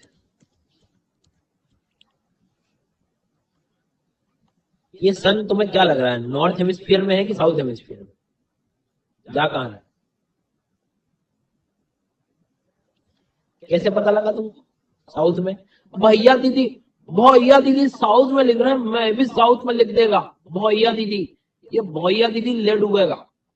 आपकी बुद्धि चलनी चाहिए। ऑब्जर्वेशन सर, कैप्रिकॉन पे जा रहा है, मतलब सामने साउथ का हिस्सा टिल्टेड है। ठीक है, वेरी नाइस। बेटा ध्यान से सुनना, ये एक्सिस है, ये और लाइन को हटा दूं आपके जीवन से, मैं काम करता हूँ। ये एक्सिस है ना। मतलब ये पोल है और एक पोल ये है। ध्यान से सुनना, साउथ में है। एक व्यक्ति ए यहां खड़ा है, बी यहां खड़ा है। ए किसके लिए? ए के लिए। बी के लिए नाइट है। Very nice. ए के लिए डे, बी के लिए नाइट। ए के लिए डे, बी के लिए नाइट। चलेगा? ए के लिए डे, बी के लिए नाइट। Very nice. ए के लिए डे और बी के लिए, अब बोलो, बी के लिए नाइट बोलोगे तुम? नहीं बोल पाओगे। क्यों? भाई सूर्य की किरणें पहुंच रही हैं सीधी, दिन तो इसको भी दिखेगा। सूर्य की किरणें पहुंच गई, यहां तो रुकावट आ गई थी, अर्थ बीच में आ गई थी, यहां तो कुछ नहीं बीच में आ रहा है। अब घुमा लो तुम पृथ्वी, अब आप पृथ्वी घुमा लो, आप देखोगे कि पोल के एरिया में सनलाइट बिल्कुल पहुंच रहा है। कम पहुंच रहा है मानता हूं, मैं मानता हूं कि कम पहुंच रहा है, लेकिन दिन जैसी स्थिति तो दिख रही है, उजाला तो है। तुम खुद देखो कि यहां बैठा हुआ आदमी को अंधेरा है, इधर वाले को उजाला है। अंधेरा क्या है? उसका है। लेकिन यहां और यहां जो बैठा है तो दिन। पहली चीज यहां तक समझ आ गई बात। अब पृथ्वी का आधा करो बेटा, तुम पृथ्वी का आधा या ये है, ये पृथ्वी का आधा हो गया। मेरे मार्ग इस पे फोकस करना, ये पृथ्वी का आधा हिस्सा हो गया। मतलब सनलाइट तो पूरा जा ही रहा है, यहां तक भी जाएगा sunlight. But what about this pole? यहां कहां से आ जाएगा सनलाइट? यहाँ पे तो नहीं आना है, क्योंकि एक टाइम पे तुम भले ही कितना सूर्य बड़ा कर दो, कितना ही बड़ा कर दो, सनलाइट मैक्सिमम कहां पहुंचेगा? यहाँ भाई पीछे साइड थोड़ी चला जाएगा। पीछे साइड कैसे चला जाएगा? सन तो बहुत बड़ा है ना, पूरी पृथ्वी तो पीछे कवर कर देगा क्या ऐसे जाके? लॉजिक तो लगाओ तुम। अब पृथ्वी का आधा हिस्सा है, सर्कल ऑफ इल्यूमिनेशन तो जो है, सर्कल ऑफ इल्यूमिनेशन तो आधा ही है ना। तो ये आप देखो, आपका पूरा इतना हिस्सा जिसमें ये भी कवर हो गया। वापस आओ, इसमें देखो, ये आपका हो गया नॉर्थ पोल और ये साउथ पोल है, ठीक है। अब जब सनलाइट आएगा तो पृथ्वी के आधे हिस्से को पूरा, कितने बड़ा सन कर दो, आधे हिस्से को पूरा इल्यूमिनेट कर देगा। अब बुद्धि लगाओ, कौन सा पोल नजदीक में है सन के? नॉर्थ पोल नजदीक में कि साउथ पोल? अब नॉर्थ पोल पे तो वैसे सनलाइट जा नहीं पाएगा, क्योंकि पृथ्वी का ये हिस्सा यहीं तक ही जा पा रहा है। बस ये तो उधर पीछे साइड हो गया प्रैक्टिकली, आप देखोगे तो। और इधर आप देख रहे हो तो साउथ पोल पे इतना चला गया कि कितना ही घुमा लो तुमको दिन भर ही दिन दिन दिन दिन दिखेगा। अर्थ ही खत्म हो गई यहाँ, और टिल्टेशन एकदम सामने आ गया। तो यहाँ रात होगी नहीं और यहाँ दिन कभी होगा नहीं, यहाँ सन राइज होगा ही नहीं, यहाँ सनसेट होगा ही नहीं उनके पास। ऐसा क्यों? Because of the tiltation. एक मौका और इमेजिनेशन करने का, हैप्पी बर्थडे। अब सूर्य ने मान लीजिए इधर वाली स्थिति नॉर्थ की तरफ टिल्टेड है, ये नॉर्थ पोल है आपका, and this is your south pole. भाई उजाला कुछ भी कर लो, आधा ही कवर होगा एक बार में, तो अर्थ ऐसी रोटेट करेगी। तो सनलाइट जब आएगा तो देखो नॉर्थ पोल पे बहुत पहुंच जाएगा, इधर तो पहुंचना है, जो है पहुंचना ही है 90 डिग्री का। साउथ में भी जाएगा, कम जाएगा, लेकिन इधर कैसे जाएगा? अब साउथ पोल पे नहीं पहुंच पा रहा, सनराइज ही नहीं हुआ या सनसेट ही नहीं हो पा रहा है।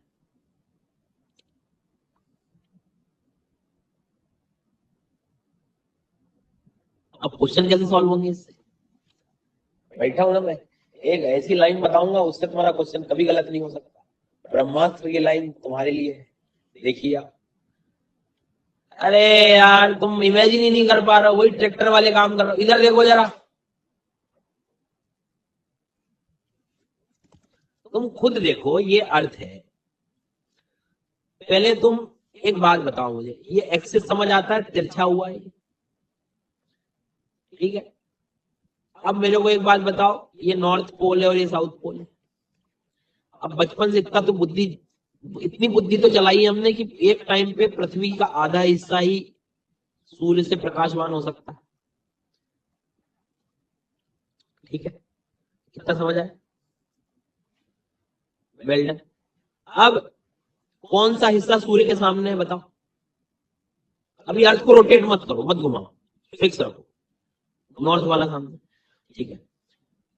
ए इक्वेटर पे, अभी इक्वेटर की बात करो, ए वाले को डे है, बी वाले के लिए नाइट है, बोलो हाँ। सी वाले के लिए डे है, डी वाले के लिए नाइट है, लेकिन एकदम पोल पे कोई आ गया, यहीं आ गया, ई और यहां आ गया।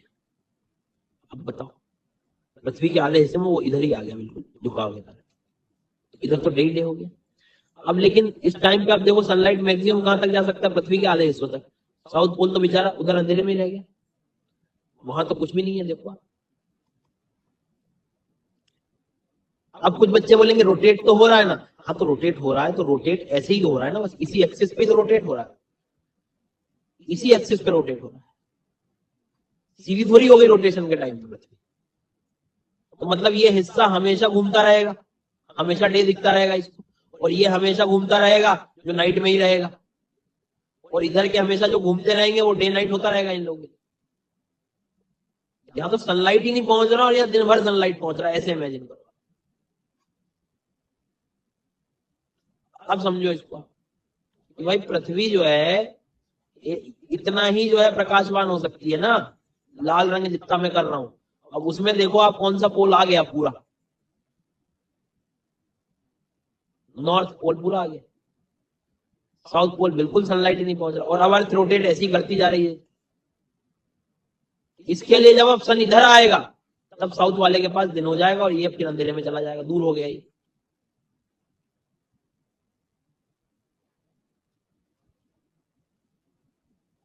एक लाइन लिख रहा हूं, तुम्हारा क्वेश्चन कभी गलत नहीं। जिस हेमिस्फीयर में, मतलब बैठा हुआ भी टूटा हुआ भी क्वेश्चन सॉल्व करने लगेगा इस लाइन के बाद, जिस हेमिस्फीयर में सन होगा,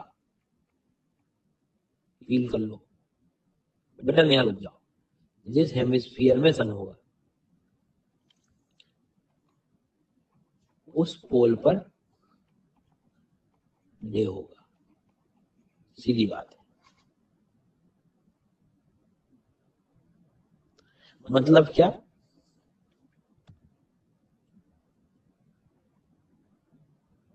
सन जो है जिस भी हेमिस्फीयर में होगा उस पर्टिकुलर पोल पर डे होगा, फील करो। सन कौन से हेमिस्फीयर में था, यहां पे,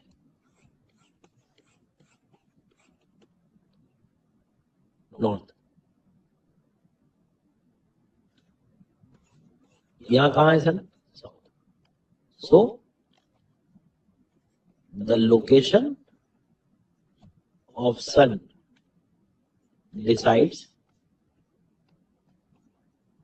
the day night condition near the poles. The location of sun decides the day night condition near the poles, means sun जिस भी हेमिस्फीयर में है उस पोल पर डे होगा। Let's take an example. Suppose 21st of June को sun कहां है, sun is in north hemisphere, okay, means north pole experiences day, 24 hours day. At the same time south pole, दक्षिणी ध्रुव, experiences 24 hours of night.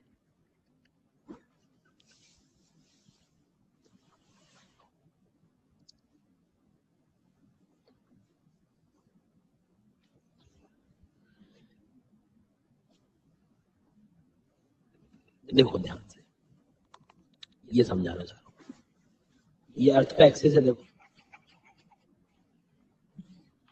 देखो आप आराम से देखो, अर्थ का एक्सिस है।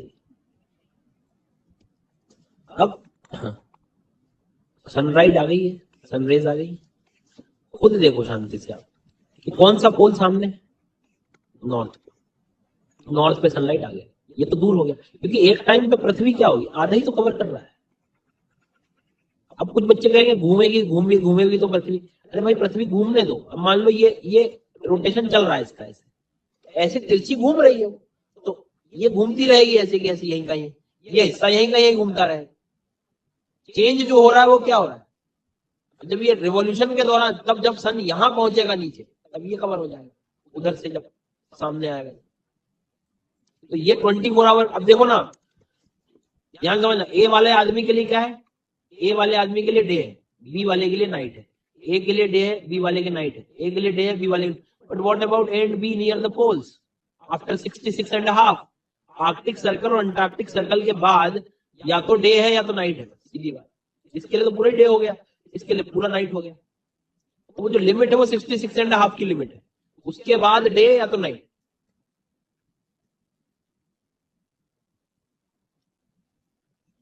अब ये स्लाइड याद आ रही क्या किसी को, देखो जरा, आई रिमेम्बर दिस स्लाइड। 6 महीने, मार्च से सितंबर तक, 23 ऑफ मार्च से 21 ऑफ मार्च से 21 ऑफ मार्च से 23 ऑफ सितंबर को सन 6 मंथ कहाँ है, नॉर्थ में, नॉर्थ हेमिस्फीयर में। इसका मतलब क्या हुआ, इसका मतलब हुआ नॉर्थ पोल पर 24 आवर का डे होगा फॉर 6 मंथ। नॉर्थ पोल पे डे होगा 24 आवर का डे।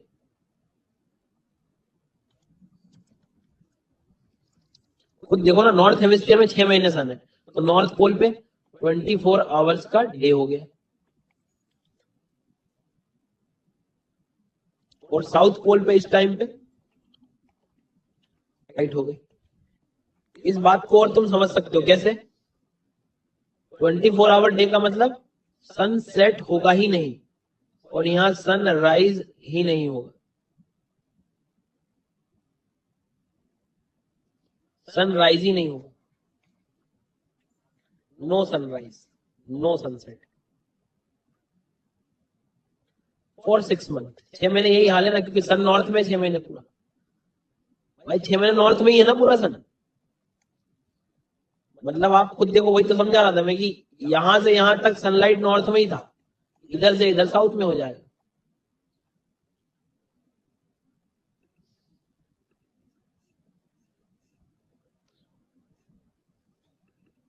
ऐसे देखो आप, 23 ऑफ सितंबर से लगा के 21 ऑफ मार्च, ये 6 महीने।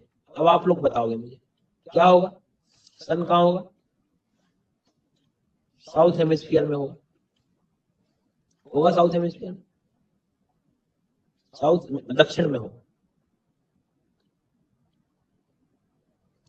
तो मतलब साउथ पोल पे अब क्या होगा, 24 आवर का डे होगा। जिस भी हेमिस्फीयर उधर डे, फुल डे, उधर का टिल्टेशन है। आर्कटिक सर्कल के बियॉन्ड, अंटार्कटिक सर्कल के बियॉन्ड यही हाल होने वाला, मतलब नो सनसेट। और नॉर्थ पोल पे 24 आवर का क्या होगा, नाइट होगा, नो सनराइज, कोई सनराइज ही नहीं होगा। भाई सूर्योदय नहीं होगा, अंधेरा है तो सूर्योदय नहीं होगा। बट 2-3 बातें याद रखनी इसमें, स्टार लगा लो कि 21 ऑफ मार्च और 23 ऑफ सितंबर को बोथ पोल्स, दोनों ध्रुवों पर, दोनों ध्रुवों पर, उस दिन तो पृथ्वी बीच में रहेगी ना एकदम, मतलब सूर्य बीच में रहेगा, तो दोनों यहाँ डे नाइट दिखेगा 12-12 घंटे का, 12 आवर्स का। उस टाइम बिल्कुल बीच में रहेगा, तब उसके बियॉन्ड जब जाएगा वो, तब ये सिचुएशन क्रिएट होगी। तो बस 21 मार्च और 23 सितंबर की जो डेट है उसमें ये चीज है, इक्वल डे एंड नाइट। मतलब ऐसा क्वेश्चन पूछे 21 जून को कहाँ सनसेट नहीं होगा, सनसेट नहीं होगा, नो सनसेट कहाँ? तो जून में सन कहाँ होता है? नॉर्थ में, तो नॉर्थ पोल पे सनसेट नहीं होगा। तो सनसेट ना होना मतलब क्या? 24 घंटे का दिन होना। सिर्फ 2 दिन ऐसे होंगे साल में जब इक्वेटर पे रहेगा सब, थ्योरेटिकली, तो उस दिन दिन रात दिखेगा। उसके बाद तो जिधर हेमिस्फीयर में चला गया उधर दिन ही दिन हो गया, और जिधर नहीं गया उधर अंधेरा ही अंधेरा हो। ठीक है, आज रिवाइज करना, कल और थोड़ा बहुत बता के मैं कल कंटिन्यू करता हूँ।